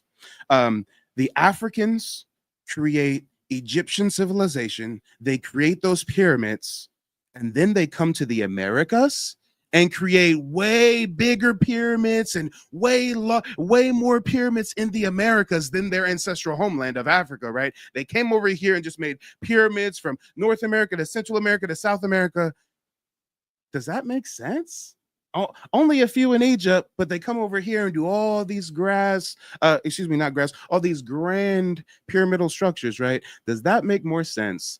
Or does what make more sense is that not only were we a culturally advanced civilization, but we were a maritime civilization. We can circumnavigate the world, right? I mean, it's not that hard. There's literally the ocean's gyres. If we're building pyramids and mounds that lined up with solar events and lunar phases and equinoxes, then I think we can sail around the world, since that's how you sail, right? By mapping the stars. But anyways, I'm getting off subject, guys. What makes more sense? That we started that culture over here, which is why there's so many pyramids all over the Americas. And then at one point in time, we went over there and established a colony and built some structures over there as well. Does that make more sense? Or does it make more sense that the Africans were like, let's only make a few here in Africa and then go to the Americas and make these pyramids in Mexico and these pyramids in Peru and these pyramids in Louisiana and these in Philadelphia and these in St. Louis? Guys, it just, the math ain't mathing. Not even a little bit. Now, check this out. I told you guys that I would show you how they try to hide this pyramid, right? I told you that they put a Catholic church on top, that they lied and tried to make it seem like, oh, guys, there's nothing to see here. It's just a little Catholic church, guys. Check it out. Check it out. And you know what? If you're here, Donnie, I got a screen in the background I'm trying to share. I don't have the ability to bring it up. What I got to do? Get rid of some of this stuff? All you got to do is click on it, I think. Just click on it. It should come right up. Sorry. There we go. You got it. You got it. And is there any way to make it a little bit bigger? Or actually, no, it's on my end. I got it. I got it. Here we go. So again, this is that site. This is the largest pyramid in the world. And hold on. Let me get you a real good image here. Let me get you. This one's pretty good, but I want to be able to zoom in on it. Let me see if I can get a zoomed in image. They came out there, the conquistadors, the Catholic Church, the Pope and them, they came out there and said, you know what? Let's put a church on top of this pyramid. Don't nobody need to know a pyramid's underneath here. I mean, you know, it's just a mound, right? You guys hear about the mound builders a lot. Guys, this is just a mound. This is just a big mound with a grand, beautiful, regal Catholic church on top. But actually, it wasn't until they started to excavate certain sections of it. For example, you see a section right here that's been excavated, that they realized, wait, this entire hill, this entire thing that we thought was a natural forming hill is actually a pyramid made out of stones and advanced materials. And damn, they were just hiding the history, right? So when you guys see something like the Cahokia Mound site located outside of St. Louis, and they try to tell you that this is just a mound, they try to tell you it's just a mound, and hold up, this is how they play in our face. They want me to pay $3 a month in order to get access to our history, right? Let me find a different website. Here we go. Cahokia Mound State Historic Site. Again, is this just a mound? Or if you excavate that, are you going to find a pyramid underneath made out of stone, just like the ones in Mexico that they try to hide beneath the Catholic Church? So, Mike, let me ask the other Mike. What do you think? Wow. Like I've been saying all night long. Wow. Wow, wow, wow. Don't that look like a pyramid? Don't that look like Federal Hill? It's been in our face the whole time. We look at it every day.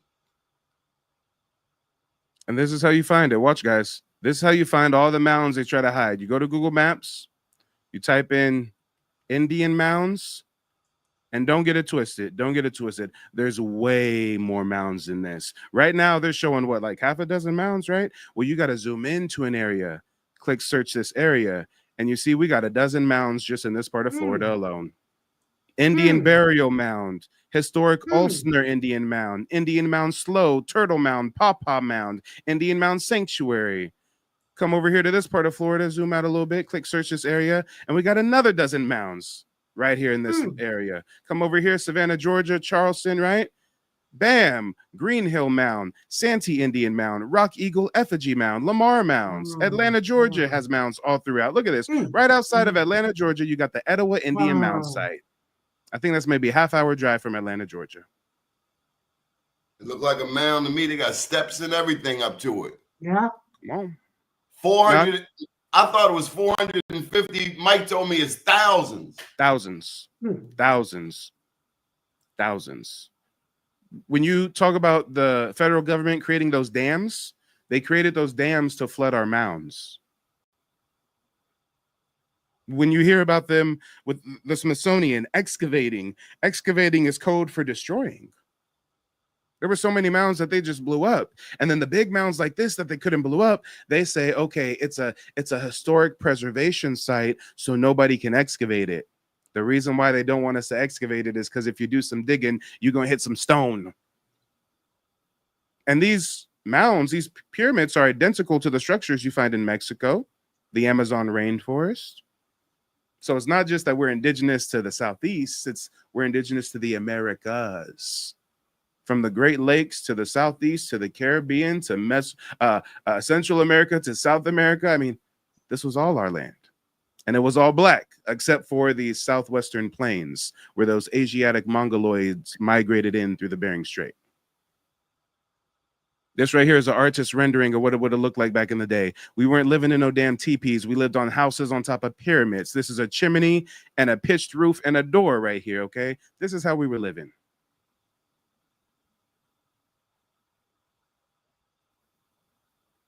That's civilization. You got walls. You got neighborhoods. This is urban planning, suburbs, aquifers, sewage.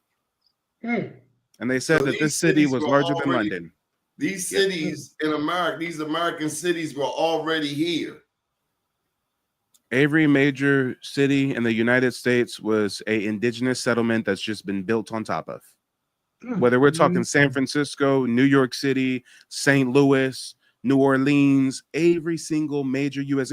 Look at the highways and the roadways. They didn't clear no trees and pave those highways and roadways. Those were our trade routes. Those were our trails that we already set. Federal government just comes and pours some cement on over it, right? Look up the names of the states.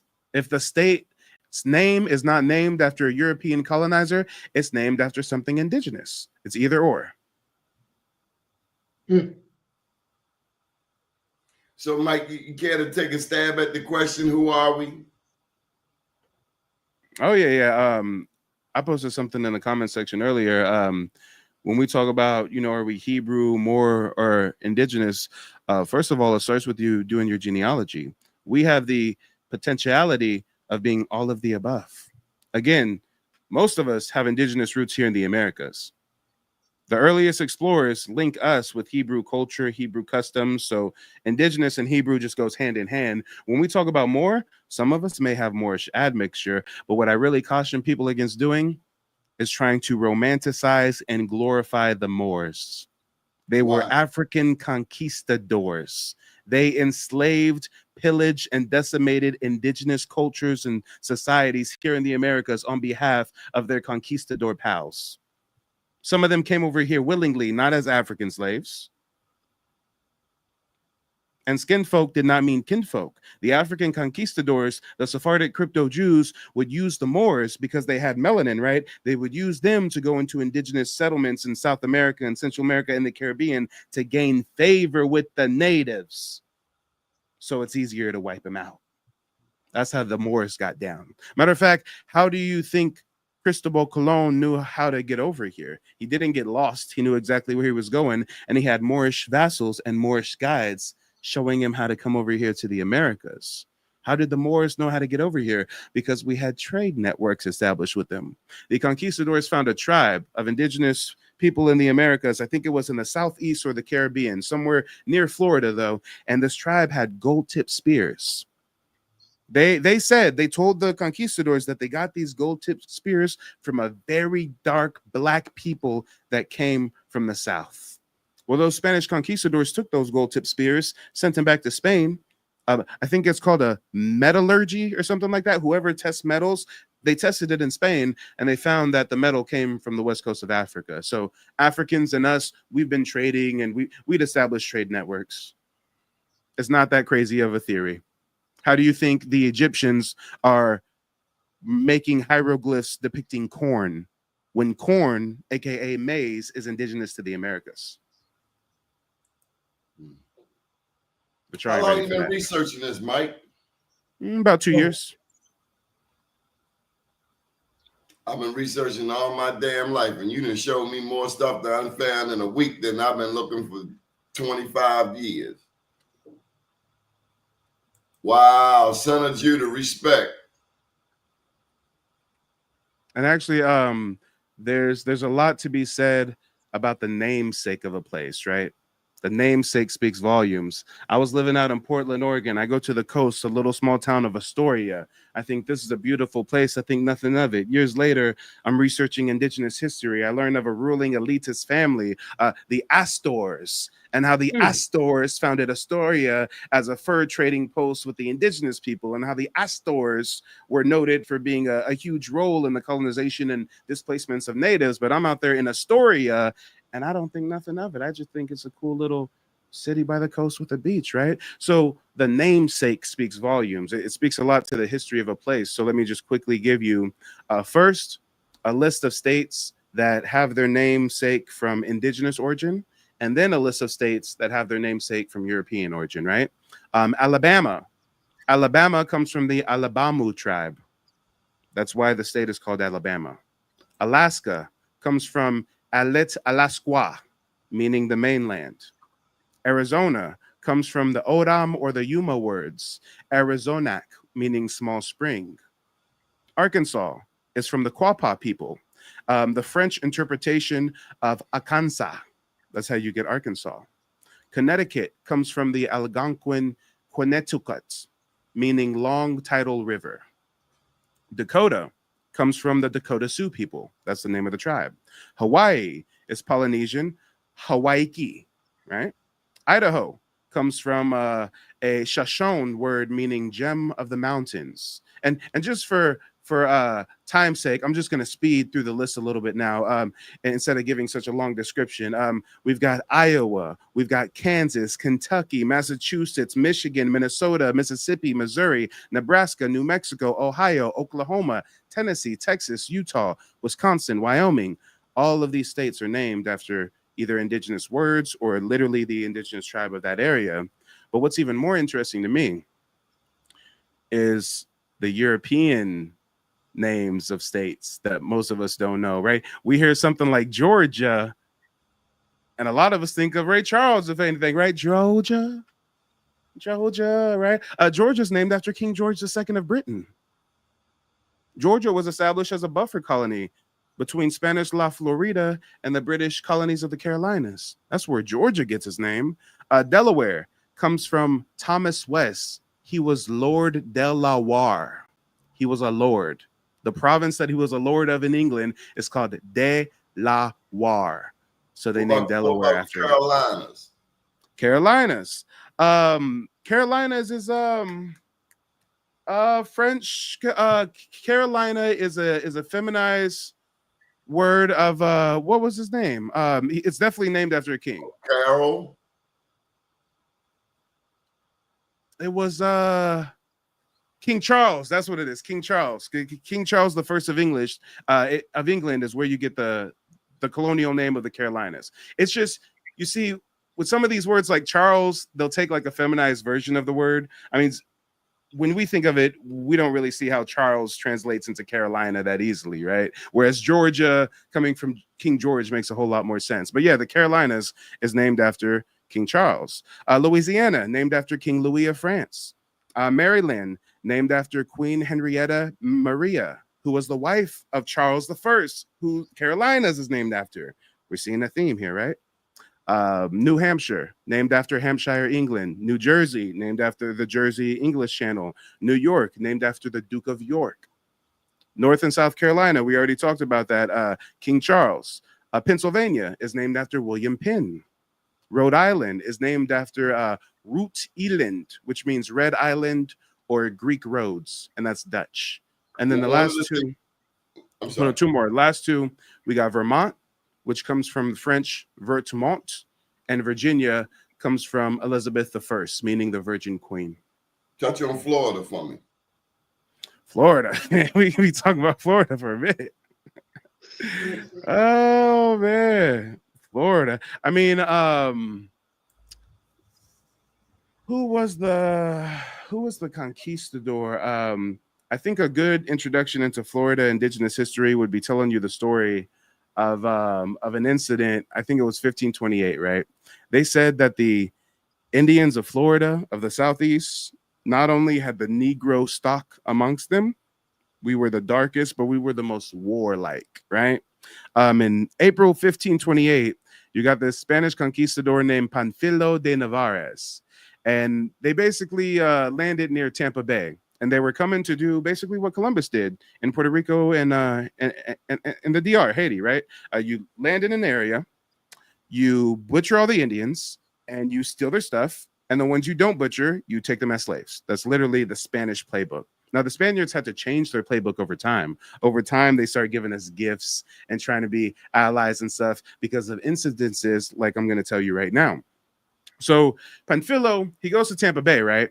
When they hit the beach, they're encountered by a Timucua chief, and this chief actually gestures towards him, and he's very welcoming. He's like giving the Spaniards presents, and he's speaking to them in Spanish, and he basically says, hey, I know what you guys are here for. I know you guys are looking for gold. Follow me. There's a place nearby. You can have a bunch of gold. It's all good. I rock with you, right? They followed this indigenous man for 1-2 days. Next thing they know, the indigenous man has disappeared. They keep going. They keep going. They're lost. Next thing you know, they're surrounded by Black Indians, and they get taken out.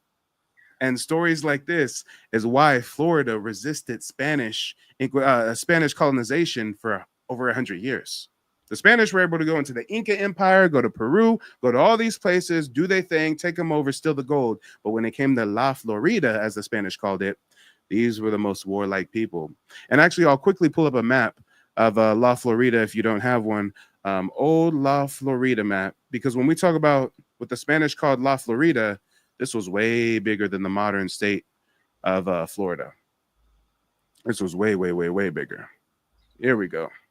Look at Florida, Mike. I'm looking. This was That's La Florida, man. La Florida. La Florida. Wow. going all the way to New Orleans, up to Alabama, Georgia, all the way up to the Carolinas. This was all La Florida, and these were the different indigenous tributaries in these areas and the names that the Spanish gave them. And we always lived along the water, right? Pyramids, mounds along the water. So yeah, Florida has a really, really rich history. If you think about it, the Black Indians in Florida, La Florida, the Southeast, they really never stopped fighting. I mean, that story I told you was 1520s, right? From 1520s until end of the Civil War, they were in the Southeast fighting, right? If you fast forward from the 1500s, we get to like the 1700s, you have something called the Yamasee War. What was the Yamasee War about? They were taking Yamasee Indians, kidnapping them as slaves, and putting them on plantations. The Yamasee Indians were like, no, we're not rocking with this. So they started to rebel against the European colonists. There was a war. They lost. Guess what happened when they lost? They were taken as slaves and sent to Jamaica, sent to St. Barnabas, sent to the Caribbean. Some of them sent to other colonial establishments in South America, Central America, et cetera, et cetera. The Yamasee War is a direct link to what we talk about as the Seminole Wars, right? And actually, before we get to the Seminole Wars, say that again. The Yamasee, right? The Yamasee War. The Yamasee War has a direct parallel to the Creek Civil War, the Creek Red Stick War, the Seminole War I, Seminole War II. It's all tied together. This is how they hide our history.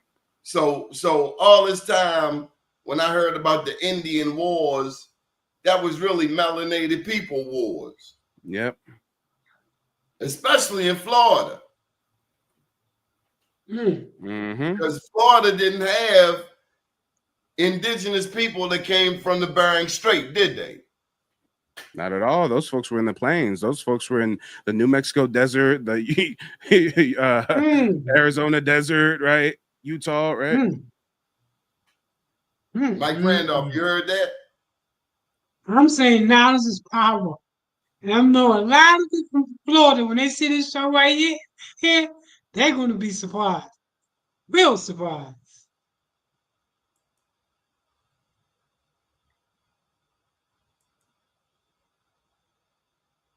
Come on, guys. If you connect the dots, we've got an unbreaking chain of resistance. You got that example I just told you in 1520s. You got the Yamasee War in 1715. Again, Black Indians resisting enslavement and colonial greed. You got my tribe, the Creek. We had something called the Red Stick Wars, where a certain faction of our clan split away from the others, painted their sticks red, and went to war against the Europeans. At the end of the Red Stick Wars, those that weren't captured, trafficked, or murdered, guess what? Those surviving Red Sticks migrated to Florida and became the Seminoles, or the runaways, or the wild ones, and that's how you got the Seminole Wars. And then the Seminole Wars lead directly into the Civil War. Seminole Wars ended in 1858. Civil War is what? 1865 is when it ends. I think it starts a little bit before that. So, guys, this is 150 plus years of an unbroken chain of resistance. But this is how they trick you. If it's a free Indian, if it's a free range Indian combating Europeans, they call it an Indian war. If it's an Indian that's been kidnapped, taken as a prisoner of war, made a slave, and they rebel, well, now they call that a slave revolt. Now, if you look up the slave revolts and you look up the Indian wars and you look at the timeline, you'll see, wait a minute, it's the same people, it's the same thing. Mike, on that note, what is reclassification? Reclassification, also known as paper genocide, is when instead of warring with the people, instead of going out there with muskets and revolvers and taking them out that way, you can just write them out of its existence. If your name is Donnie and Donnie lives in a place called Donnie Land, well, if I want to take Donnie Land from him, and I've already tried to physically combat him, and you know he's stronger than me, if we're just going to be honest. Well, I got to be craftier. So let me think. What can we do? Let's try to get Donnie to leave Donnie Land. Indian removal, 1830s, right? Or hey, let's tell Donnie that he's not from Donnie Land. There's these other group of people that we imported to Donnie Land as our slaves, and they kind of have the similar complexion as Donnie and Donnie's people. So let's kidnap Donnie's children and raise them to believe that they come from the other side of the world and they're part of this other group of people just because they have a similar complexion. So now they don't even fight for Donnie Land because they think they come from somewhere else, like Africa, right? Listen, y'all. I know it's not what the teacher taught you in American history class. We understand this is not the history your parents grew up on. This public service announcement. Come on. This is why the first thing I show on my website, nativebblackancestry.com, is a clear timeline of our racial reclassification. They start calling us Indian in 1492. We become Negro in 1682. Colored, 1851. Black, 1960s. We didn't become African anything until 1988. That might as well be yesterday as far as history is concerned. Wow. They made us African last week. Wow. Mike, I need you to touch this for me because I'm old school. I had a basic understanding of the North and the South. the Mhm. South, the Confederates. One thing you have shared with me is that I believe it was you that the original, was it you? The original Confederate flag was made by melanated people. It was already in rotation before the European got here. Was that So you? that wasn't me, but I know exactly what you're touching on. Yep. There is truth to that. I mean, as far as the Confederate being us, that's a very blanket statement. I mean, part of the Confederates are these debt slaves from Europe who are squatting on Indian land to remove them so that they can mechanize and monetize their farmland, right? So I mean, to just say that the Confederates are us, I mean, that's, you know, history is much more nuanced than that. I will say that slavery is not like how we were taught about it in school. I mean, on my website, I've actually got a digital archive, over 600 records, and part of it is ex-slave interviews. And there's some ex-slave interviews where it's a Black Indian talking about getting kidnapped from Choctaw territory, sent to Louisiana to be sold as a slave. But then you got some stories where the plantation slave is talking about, hey, we was living good, we was having parties, and we was eating every night. We didn't want for nothing. And matter of fact, we preferred slavery because once we got free, it was basically slavery with extra steps. Think about it, guys. When they got emancipated, they celebrated for a hot minute. And then the US government said, take your ass back to that plantation you came from. They literally had vagrancy laws on the books. If you was outside squatting, loitering, if you were being idle, then they can send you to a work camp. They can imprison you and send you to a plantation. So what was emancipation? What was Reconstruction? You're still doing the same thing you did as a slave, but now you got to feed yourself and you have to clothe yourself. And if you look up what that sharecropping was about, that was just slavery with extra steps. There was actually a lot of Southerners who were envious of plantation slaves. Some of you may be confused by that. Why would free Southern white people be, enamored by the lives that these slaves live? Because if you think about it, the hardest type of person to be in the colonial South, in the Confederate South, was a free white person, was a free white man. That's the toughest life to live, not necessarily a plantation slave. If you're a free white man, they were on the plantation alongside us. But guess what? They also have a rent to pay or a mortgage to pay. And guess what? They can get fired at any day. And now their family are literally starving to death, right? Whereas with us, well, and again, I'm not trying to romanticize slavery, but this is how some white Confederates saw it as. Damn, these slaves, they get fed, they get housed, they get sheltered. If they get sick, it's not like Massa's selling them because they're sick. They still have a place to live. They still have food to eat, right? So slavery is way more nuanced than they'll ever teach us about in school. Mike, you got any questions? No, I'm just sitting back like a student, like a sponge, and taking it all in. Mike, why don't you tell us how you got started on this? How did you come to create NativeBlackAncestry.com?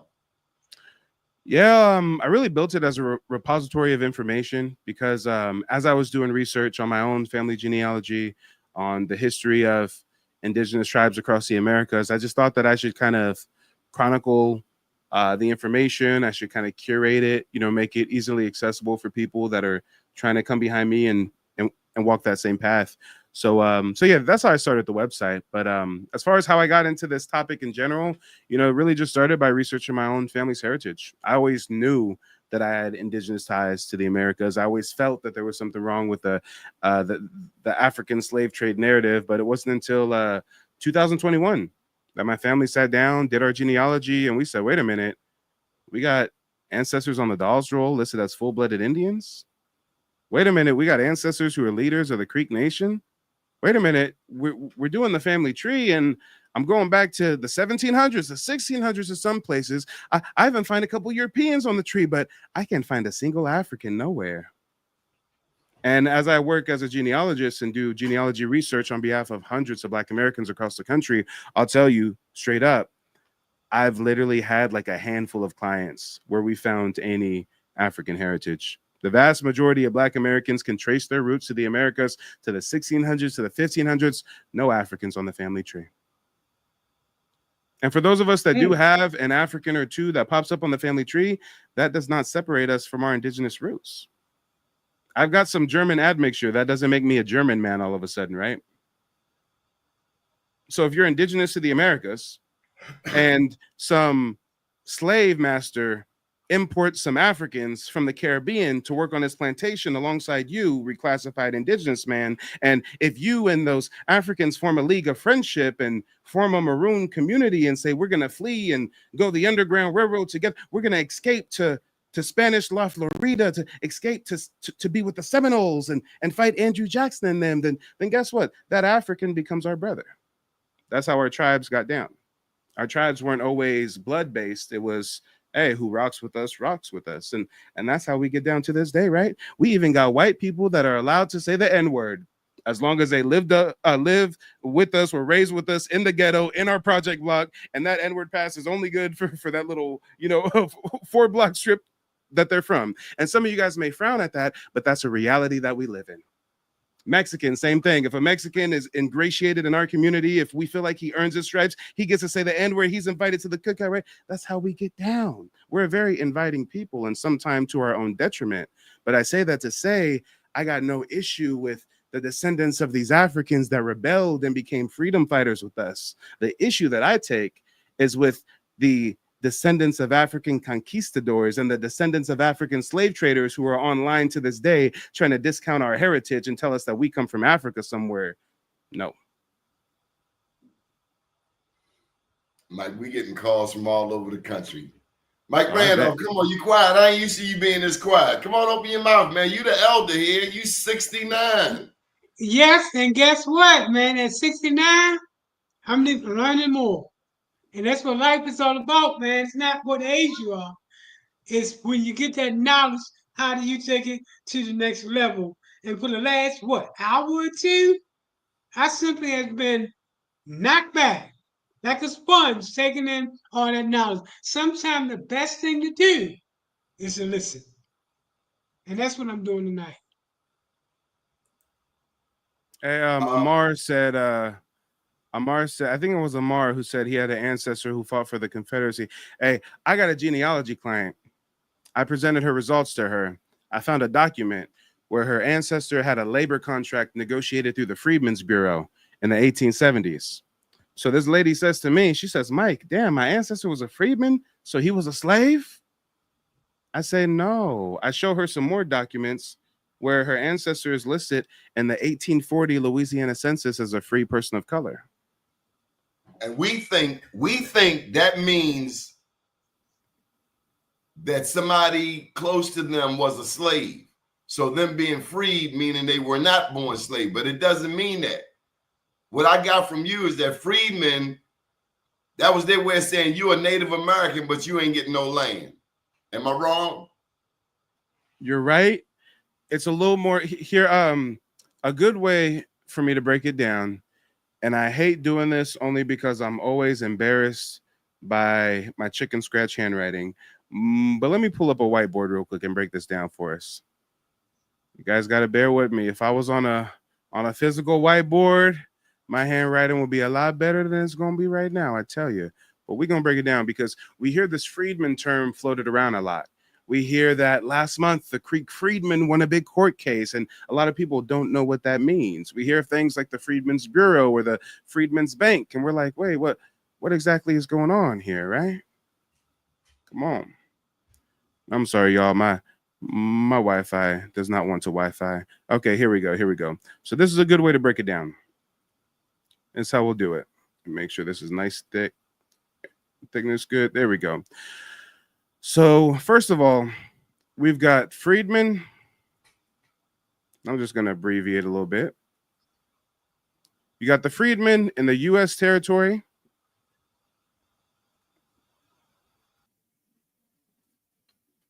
Oops, hold on. There we go. And then you're going to have freedmen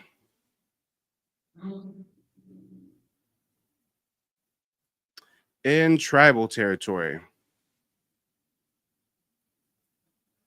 We're going to break it all the way down. There's freedmen in U.S. territory, then there's freedmen in tribal territory. Well, some of you are thinking to yourself, well, what's the difference between U.S. territory and tribal territory? Well, geographically, not much. We can be in a territory, let's say Louisiana, and one part of Louisiana may have some plantations run by Indians, so that's Indian territory. And the rest of it is governed by the U.S., so that's U.S. territory, right? But either way, we got freedmen in U.S. territory, freedmen in tribal territory. And when we talk about tribal territory, post-Indian removal, 1830s, tribal territory, Indian country becomes the state of Oklahoma as we now know it today, right? But first, let's talk about some similarities here. Let's touch on some similarities. First similarity. Now, a lot of people have a misconception that this is always what the term means. It's much more nuanced than that. But sometimes freedmen were slaves that are then freed, hence the term freedman. Now again, even if it is a slave that's freed and is now a freedman, that does not mean that slave came from Africa. That slave could have came from that territory, and as their tribe was being pushed out, they were captured and sent to a plantation. I mean, you know, if you do your genealogy and you find ancestors enslaved, that does not mean that they are African by default. Let's talk about it. But sometimes in U.S. territory, you had slaves that were free, and they're classified as freedmen. Well, that did happen in tribal territory at times too. You would have slaves, and they're free, and they're classified as freedmen. But here's the thing that most people don't realize. In U.S. territory, there were also people that were never enslaved, and they still get reclassified as freedmen. That story that I was telling you guys, I wasn't finished with it. A client of mine, I'm doing the research, I present the results. We find a Freedmen's Bureau labor contract for her ancestor, so she thinks her ancestor was a slave because of the title of freedman. But then I show her where her ancestor was listed in the 1840 Louisiana census as a free person of color. Not only that, her ancestor owned plantations. Not only that, her ancestor owned slaves. But wait, there's more. I found the literal document where her ancestor wrote on the purchase agreement, when this transaction is concluded, so-and-so is free and has the full protection of my family. Her ancestor was buying slaves to give them their freedom. It's called manumission. But this lady would not know any of this. She would assume her ancestor was a slave because of the term freedman. So you have to understand it's much more nuanced than that. Same thing in tribal territory. You had Black Indians, free people of color, not enslaved at all. But when it comes time to sign up on something like the Dawes rolls, they get reclassified as freedmen, right? So we've talked about the similarities. Now let's talk about some of the differences. First difference. Freedmen in U.S. territory were promised 40 acres and a mule. They ain't get shit. Freedmen in tribal territory were supposed to get 160 acres of land per person, but instead they got shorted and only received 40 acres apiece. So they did get 40 acres. You see the difference there. Some of you may have heard of Sarah Rector. For those who haven't, Sarah Rector was the youngest, richest colored girl in the world in the early 1900s. Well, how was Sarah Rector at 11 years old in Oklahoma? How was she the richest colored girl in the world? Because she was a descendant of Creek freedmen. That's my tribe. And she inherited her ancestors' land allotments. And the land she inherited had gold underneath. And she was pumping out $10,000 of oil a day, right? So when we hear things like Sarah Rector, we don't draw that connection. We hear richest colored girl in the world, but we don't think Black Indian girl, which is exactly what she was. She's a member of my tribe. We hear about things like Greenwood, Black Wall Street, Tulsa, and we don't think, how did these Black folks find themselves in Indian territory before Oklahoma even became a state?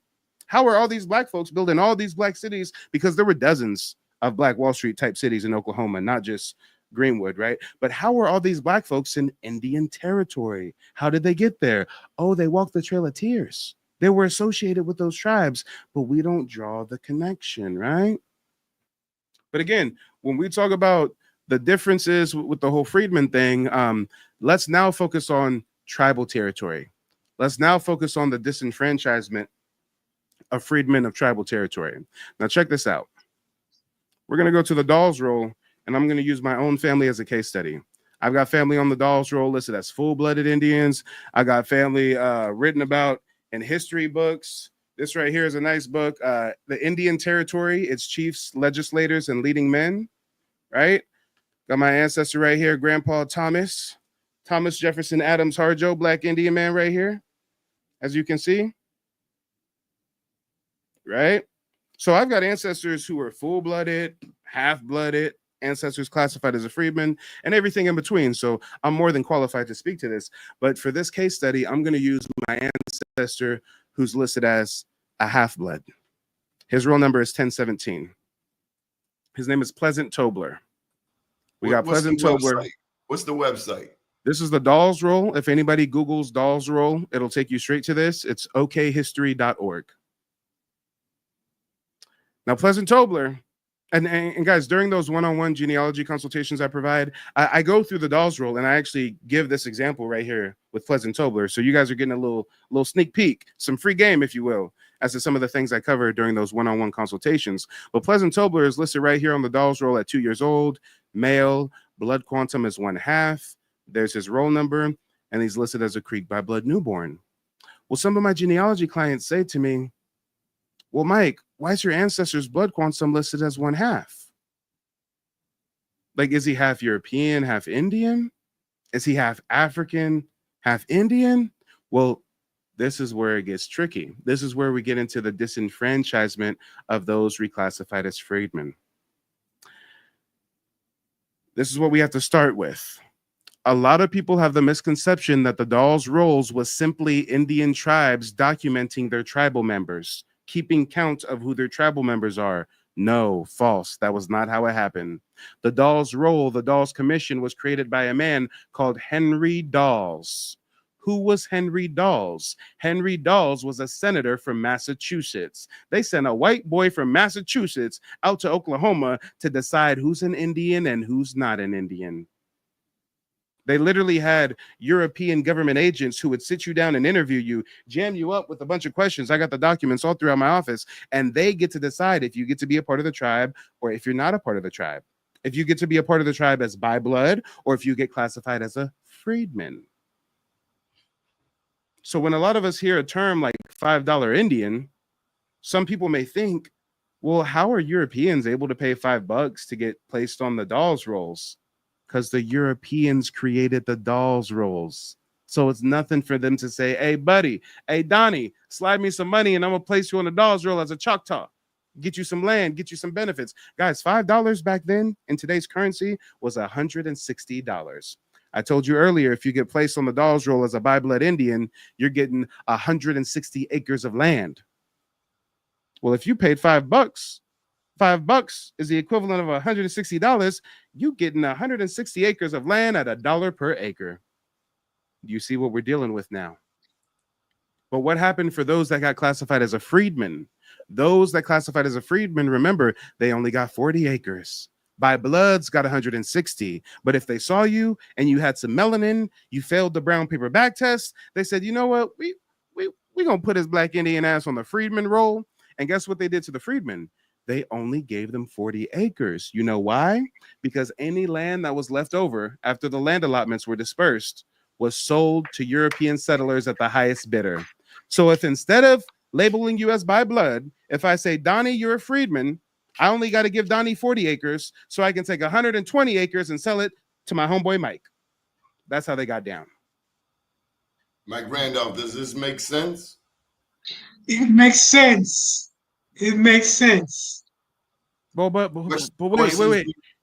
It gets worse, though. It gets worse. I'm not done. It gets worse, and it ain't never going to get better. This is something else they did to disenfranchise the freedmen. I'm not sure if you guys can see right here on this list. I'm going to zoom in some more if I can. Let me see. It's not going to let me zoom in anymore. But, guys, look. Whether you're listed as a Creek freedman or a Choctaw freedman or a Chickasaw freedman or a Cherokee freedman, guys, it doesn't matter what tribe. Anybody labeled a freedman, do you notice a blank spot? Do you see something missing? Do you see these blank spots? That's the blood quantum category. They purposefully did not record the Indian blood of those they classified as a freedman. Hmm. So when everybody hears that last month the Creek freedmen won their citizenship rights, this is what they're talking about. My tribe, the Creek Nation, we had a bunch of Europeans that we allowed to pay to get a part of the tribe, to marry to get into the tribe, or get adopted into the tribe. When y'all hear about Indians having black folks as slaves, y'all don't understand that Confederate plantation slave owners got adopted into tribes in Oklahoma, took their slaves with them. Now they're a part of the Cherokee Nation listed on the by blood roll, and you hearing that Indians got black folks as slaves and don't realize this is a white person that got adopted into the tribe, not an Indian by heritage at all. But when we hear about the whole freedmen controversy, this is what my tribe did. When the $5 Indians finally got into political control of the tribe in 1979, in the middle of the night, they changed their tribal constitution. And this is what they changed it to say. It's no longer enough for you to have an ancestor listed on the Dawes roll as part of the tribe for you to get tribal citizenship. From here on out, your ancestor has to be listed on the Dawes roll as part of the tribe, and they have to have a blood quantum recorded. So overnight, hundreds of thousands of black folks were kicked out of the tribe. Why? Because their ancestors were reclassified as freedmen and had no recorded blood quantum. You see how deep the rabbit hole goes, right? We talked about Sarah Rector earlier, right? Don't get it twisted. That wasn't just a cliche success story. This is how crazy it is. They steal our land from the Southeast. They have Dutch half-breed Indians. Look it up. Every single Indian that signed any treaty that resulted in the Indian removal, they all had a Dutch father and an Indian mother.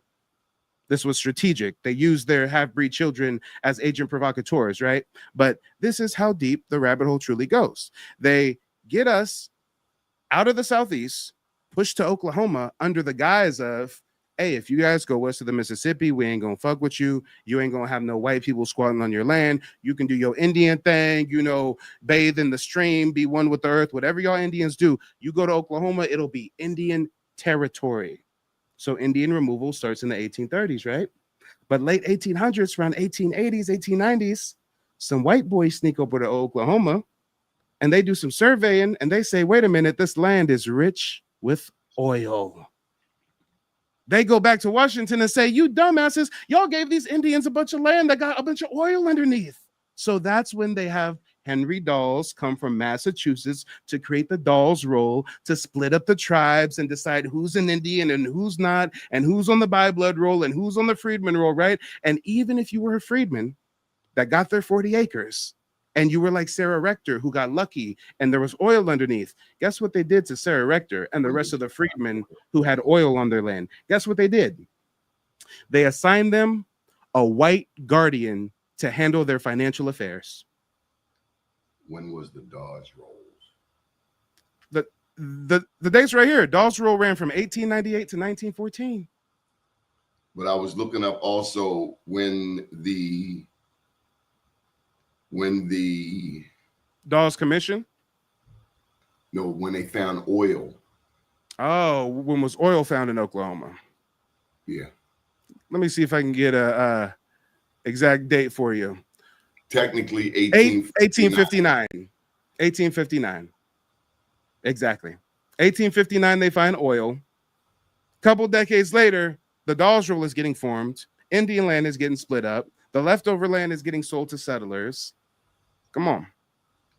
You see the big picture. But when you guys hear that Sarah Rector had a white guardian assigned to her to manage her financial affairs from the oil money, some of you guys may be like me, and you may assume, damn, Sarah was an orphan. Oh, Sarah didn't have no parents, so they assigned her a white guardian.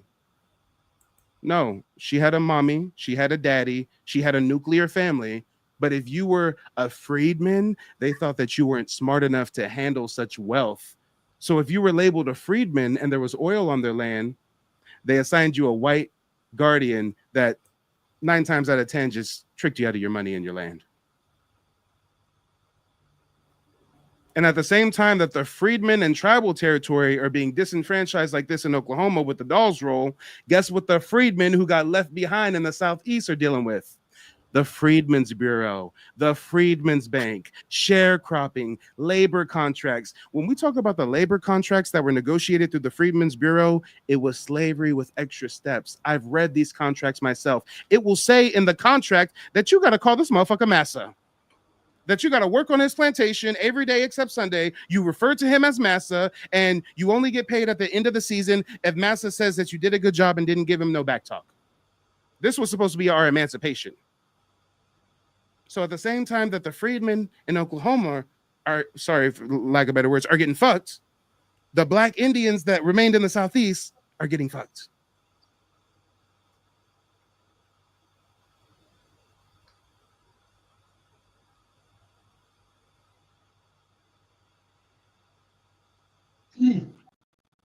Who are we? That's the question we posed tonight. Thank you for this Dawes roll. I found my great-grandmother's name. I'm not sure if it's her. I got to keep searching. Mike, people come to you all the time. Tell them how it works. Yeah, if anybody... The king of receipts. Oh, Mike Randolph. That's what they call him on here, the king of receipts. You have met the king of receipts. Thank you, Randall Robinson. And we just scratched the surface, okay? We just hit a fraction of a percent, okay? You got a Ma saying wow. Come on. But no, if there's anybody that needs personalized guidance with genealogy research, just go to nativebblackancestry.com. You can book a one-on-one consultation with me where I teach you the 3-step process that me and my family use to trace our heritage and get tribal citizenship. I've also got some historical resources on the site. There's a digital archive with over 600 documents. I've got a book list of my primary sources. And there's also this nice tribal surname tab. You know, a lot of times we get false history, you know, given to us about, you know, oh, your last name comes from a slave master's last name, yada, yada, yada. A lot of us do our genealogy and we find our ancestors were never enslaved. So where did they get their surname from? Well, what a lot of people don't realize is during the process of forced assimilation, indigenous tribes adopted European surnames. So this tribal surname tab is a great first step where you can see if your family's last names line up with any of the quote unquote 5 civilized tribes. But yeah. I gotta just add this in here, Mike. A lot of times we have watched cowboy and Indian movies. I think you are saying to us, we need to go back and rewatch those cowboy and Indian movies. And instead of the Indians they present to us, we need to look at them and think of them as melanated people. And so one of the things that happens in those movies, a indigenous person takes on a name like Tom Jones. And I think you just touched on how that happens, right? Yep. Exactly. Process of assimilation, whether it's forced or just done through a lot of firm pressure. You also spoke about how people, and a lady came on and gave this comment, when they found out they had indigenous roots, when their grandmothers told them to what? Shh. Don't say nothing about that. Don't say nothing. But I don't understand, Mike. Why would my Native American grandmother tell me to not tell anybody, to shush? Well, if you think about it, Indian removal was the physical forced removal of indigenous people from the Southeast. So if you remained in the Southeast and you were reclassified from indigenous to Negro or mulatto or colored, then you had to go by that racial label. If you spoke your indigenous tongue, if you said, no, I'm not a Negro, I'm an Indian, you can be lynched, you can be fined, you can be jailed. I mean, they were lynching people for allegedly whistling at white women. So imagine what they would do to your black ass claiming your indigeneity. It was literally the purge. I mean, do I have to pull up a map of all the black massacres? I will. Matter of fact, hold on. I said it's the purge, right? Check this out. I'm going to pull up a black massacre map for you guys so you can see exactly what I'm talking about. They don't talk about that a lot in this country, the massacres, the Yes. Hundreds, if not thousands of massacres that happened to our people. And guess when they happened? Post-emancipation, during Reconstruction. All that lynching and stuff wasn't happening during slavery. People weren't getting lynched like that during slavery. Why would I take this slave that I paid all this money for, that I took a mortgage out for? Why am I going to lynch him? That's like taking my Bugatti and crashing it, right? I mean, that makes no sense. Where the lynching start, where the creation of the KKK starts, is after emancipation. These Black Indians are free in their ancestral homeland, and they have all the skills. Because remember, our ancestors weren't just no cotton pickers. I mean, they really mindfuck us to such a successful degree. They got you thinking that your ancestors was like picking cotton 24/7, 360. You know, cotton's a plant, right? And you pick it when it's time to harvest it, right? So what were our ancestors doing the rest of the time when it wasn't harvest season for the cotton crop? Oh, they were doing skilled labor. They were blacksmiths. They were doulas and stuff, delivering babies, doing all kinds of carriers, traveling across the country, acting as interpreters. I mean, we were doing so many skilled things, and we had all that talent, and now we're working for ourselves, and now we can vote. So here comes the KKK. Here comes the birth of a nation. Straight out of Pulaski, Tennessee. That's when blacks were fleeing. That's when melanated people were fleeing the deep south. And some even went as far as Africa. Some as far north as Canada, yep. Mm-hmm. Mike, when did you know you were on to something? Well, you know what? That's a good question. And hold on, let me remove this from the studio real quick. I think I knew that I was onto something when a couple years ago, you know, I come from a very litigious, you know, investigative journalism background. You know, my ancestors were lawyers of the Supreme Court and stuff like that. So when I started looking into the whole Black Indigenous thing, and I was looking at it from like, if anything, what's the opposite of optimistic? Pessimistic. Pessimistic, right? If anything, I was looking at it from a pessimistic lens. But when I looked for the evidence, when I looked for the receipts, when I looked for the sources, the evidence was astounding. It wasn't like I had to search real hard and search real high and real low. Like, this is like very mainstream knowledge, especially in Europe. It's not mainstream over here because of the racial reclassification, but this is all like, if you just look for the info, you will find it. If you just look up the journals of Christopher Columbus, the journals of Torquemada, the journals of Cortez, they all talk about seeing Black Indians, whether it's the California coast, whether it's Puerto Rico, whether it's Brazil. I mean, it's in all the records. I find documents going back to 1492, 1520s. I mean, I found German churches that have Black Indians painted on their roofs in the 17th century. I mean, it's just so much evidence out there. It's crazy. And the reason why the evidence is out there like that is because if you think about it, they never thought that we would ever know how to read. When they were documenting all their fuckery and all their trickery, they're doing it not thinking, hey, in the future, these people are not only going to be able to read, but they're going to have their freedom, and they're going to have the internet, and they're going to have artificial intelligence. They're going to be able to find out everything that we were up to and exactly how we did it. They weren't worried about that because in their day and time, they can never fathom a reality where we could even know how to read and write. That's how subjugated they had us at one point, right? So they weren't like hiding things, and it's all out there. Walter Plecker, leader of Virginia Vital Statistics, came out with the Racial Integrity Act. He literally wrote letters to doctors and county clerks saying that if somebody looks like they have even one drop of Negro blood and they identify as Indian, mark them as colored or Negro. He literally went on people's records. Y'all in school this. Say that again. Walter Plecker, Racial Integrity Act of 1924.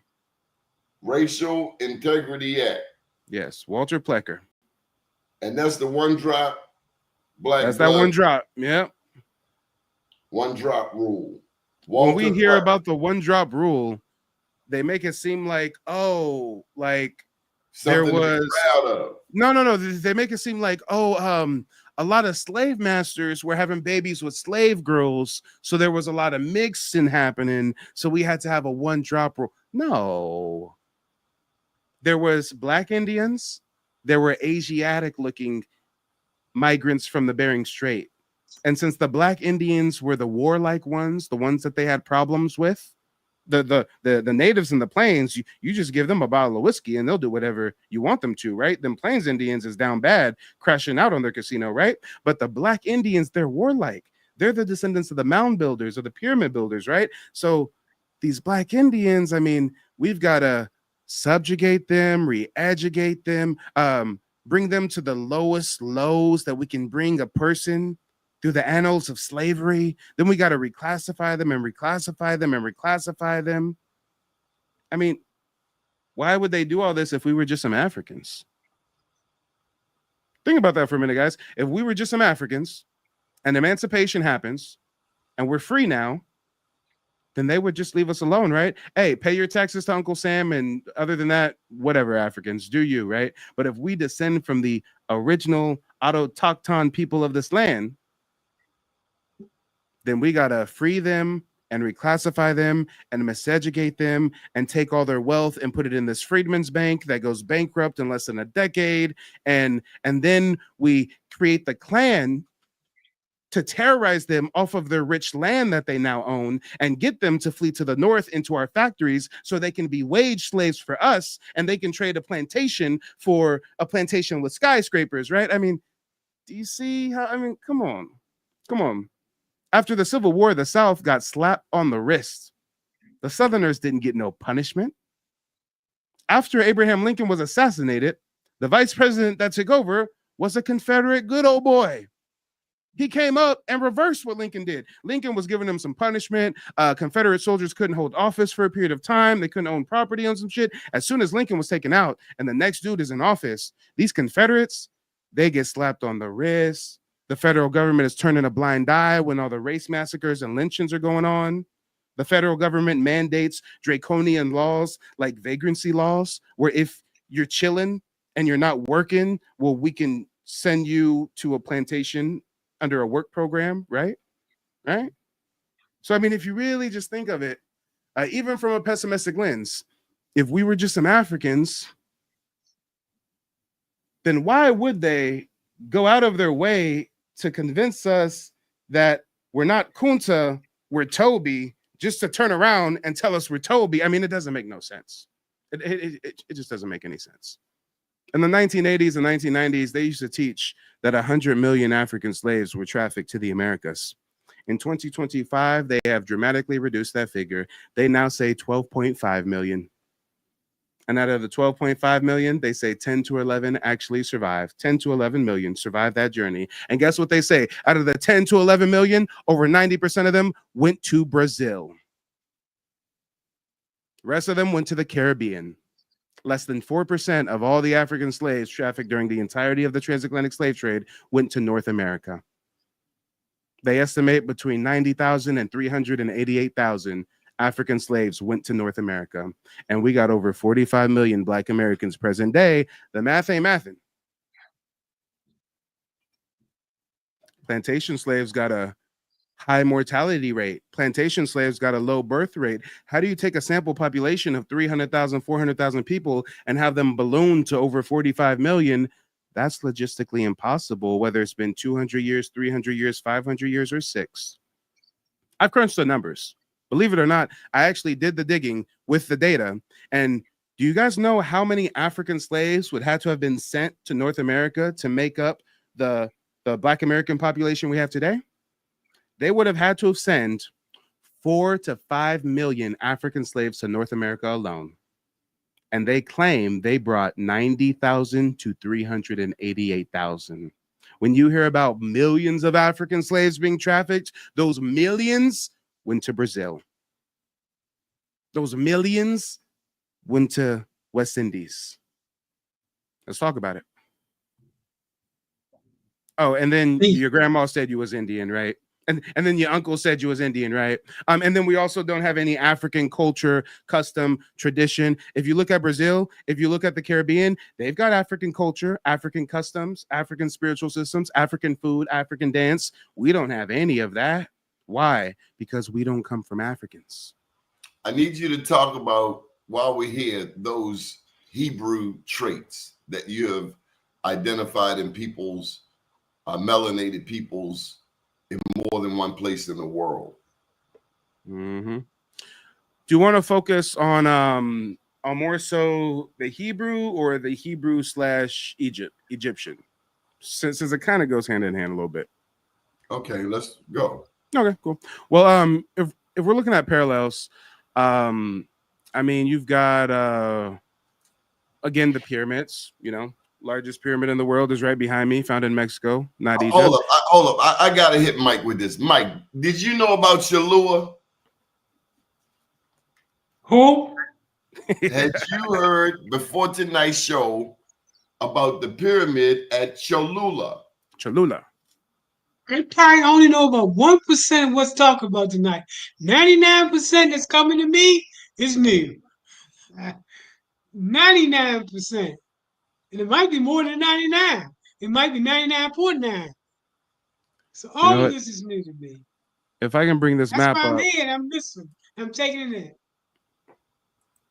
hey Mike, Cholula is located right here, Mexico, Puebla. All you got to do is type in Cholula pyramid. Cholula pyramid. This is the one that is the largest pyramid in the world that they built a Catholic church on top of to try to hide the history. This is Cholula. This whole thing, every part that you see that has grass, underneath it is stone pyramid structure just like this. But only little sections here and there have been excavated. But this entire thing that you would think is a natural hill is actually the largest pyramid in the world by volume. Right? Now check this out. Now I'm really going to blow your mind. I'm sure everybody here watching would agree. Black folks love them some hot sauce, right? Can anybody disagree on that? I mean, we're all in one accord that we love us some hot sauce. Tabasco. Hey, you already know where I'm going with it. All of our hot sauce is produced in Louisiana. Mike, you like hot sauce? I do. Hey, Where not did hot only sauce come from, bro? hey, not only does the hot sauce get made in Louisiana, but the key ingredient is Tabasco pepper. Where does Tabasco pepper grow natively? In Tabasco, Mexico, right on the other side of the Gulf Coast. So when we have something that's so culturally ingrained in us, such as an affinity for Tabasco pepper, and we realize that it comes from right here, and wait a minute, that's not too far from all these pyramids, and these pyramids are identical to the pyramids and the mounds that we see all throughout here. I mean, guys, is it such a crazy thing to think that we are all descendant of one tribe of people that migrated and settled in different areas? I mean, this is not that far away. You can take a boat, a canoe, you can walk it. I mean, unless you've been to the Caribbean. We know that Lucia, her bones are among the oldest in the Americas, 11,700 years old, big-head black woman. No disrespect, but she had a forehead. When we talk about the Olmec heads, the Negro Olmec heads, where are they found? In Olmec territory. Where was Olmec territory? The Yucatan, right here. What's on the other side of that? Oh, where every single black American comes from modern day. What a coincidence. As a matter of fact, if I show you this kind of map, you guys can find this map on native-land.ca. This map is great. Now, I'm not trying to shit on Africa. I promise I'm not trying to shit on Africa. But this is a map that shows you all the indigenous tribes of the world. Interactive map. And for whatever reason, when we look at Africa, they don't really got much. I mean, we got a few tribes over here, West Coast. We got a few tribes up here, some up here in North Africa. We got some down here. Okay. Now, if we compare that to the Americas, goddamn. Oh, okay. Yeah, well documented. And check this out. The different colors are the different language groups. So look at how we inhabited a much larger swath of land than you may think. When you hear about the Taino, you think the Taino come from Buroken, which is the indigenous word for Puerto Rico. But no, everything in pink is Taino culture, Taino language. The Taino were all the way to Cuba. The Taino were all the way to Florida, where in more modern times the Seminoles are at, right? They So had much us culture. thinking Taino was just Puerto Rico. Nah, Taino were all the way up into Florida. When you think about something like the Muskogee people are all throughout the Southeast. So much cultural overlap, right? Look at this history. Subscribe, if you will. Subscribe, subscribe, subscribe. Check us out. This is deep, deep. Come on. Mike, it must have took you a lot of time and cost you a lot of money to find this information you're sharing. Oh, yeah. Definitely both. I've definitely maxed out the time and the money. I'm talking books that cost $500 and I got to import them from Europe, right? Take 2 months to get here. All kinds of stuff. Internet archives that are trying to make you pay per page and stuff. I mean, it gets crazy. They hide our history behind a paywall now. Now that we can read and we can write, first, charge you for it. No, first, they try to keep us distracted. They want us to be focused on Trump and Elon and the Bad Girls Club and the Zeus Network and shit, right? But for those of us who aren't distracted, well, they hide it behind a paywall. Average person don't got $400 to spend on a book about Jews, crypto Jews, and the world of maritime empires, right? Oh, shoot. Hold on. The green screen is messing me up, guys. Oh, hold on. I'm about to share with y'all some receipts. I got to turn the green screen off for this. We got to turn off the green screen. And hold on. The blur is still not letting you see the title. Here we go. Y'all can see how dirty and jacked up my office is. I don't care, okay? Diasporas within a diaspora. Oh, wait, here we go. Diasporas within a diaspora. Jews, crypto Jews, and the world of maritime empires from 1540 to 1740. If you want to know why this book was $400 and why I had to import it from the UK, it's in the name. Most of y'all have never even heard of a crypto Jew. And we're not talking no Bitcoin. And this book is written by a Jewish Ivy League professor. So my sources are down packed. I'll use their own people against them, right? Okay, Mike. Yeah. Anything we want to get to, because I'm hungry. It's been 4 hours and 15 minutes. Let's sum it up. Do your genealogy. DNA test can't tell you who you are. Wow. Chances are you don't come from Africa. Stop glorifying African conquistadors known as Moors. And that's all, folks. So, Mike, with this knowledge, what should we do with it? What should be our next steps based on all of the knowledge that you've given to us? Should we take it and go to sleep? Or what should our next steps be based on what you've given us? Everybody's at a Other than different going to your stage. site and getting more. Everybody's at a different stage. So the only way that I would recommend going to my site, booking a consultation, is if you've yet to thoroughly conduct a family tree. A thorough family tree is at least going back to the late 1700s on both your maternal and paternal line. If you haven't done that yet, then that's where you go to the website, you book a consultation. If you've already done that yet, then you've now got to start fine-tuning your research, running your ancestors born between the 1800s and the 1900s through various tribal databases to try to see if they're on the dolls rolls or any other tribal rolls. And then from there, you can seek tribal citizenship if that's something that you're interested in. I mean, when we talk about the Freedmen court victory and the politics surrounding these different tribes, the reason why they kicked the Black Indians out is because we were the majority of the tribe. We had the strongest voting power. So the more of us that do our genealogy, that get tribal citizenship, the more we can flex that political power and enact some change. And whether or not you can get tribal citizenship, a way that everybody can play their role in what is now dubbed the Great Awakening, is by spreading the knowledge. You know, whether it's TikTok, whether it's YouTube, whether it's Instagram, you know, share it with your friends, share it with your family, share it with your coworkers. As far as me personally, they say don't let the left hand know what the right hand's doing. But what I will let you guys in on is right now I'm laying the groundwork to create a regional organization that over time can become nationwide.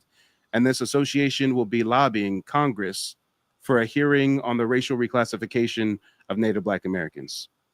Just like when it comes to the freedmen fight, most people don't know that the freedmen didn't just win last month. They've been fighting in court for decades. They had a congressional hearing back in 2022 about the freedmen of the 5 civilized tribes. And in that same vein, we need to have a congressional hearing about all the Black indigenous folks that you racially reclassified. Given the current climates in DC with the Trump administration, how feasible do you think it is that Congress will pick it up? I think it's very feasible. I think the groundwork's already been laid by way of the freedmen hearings that have happened.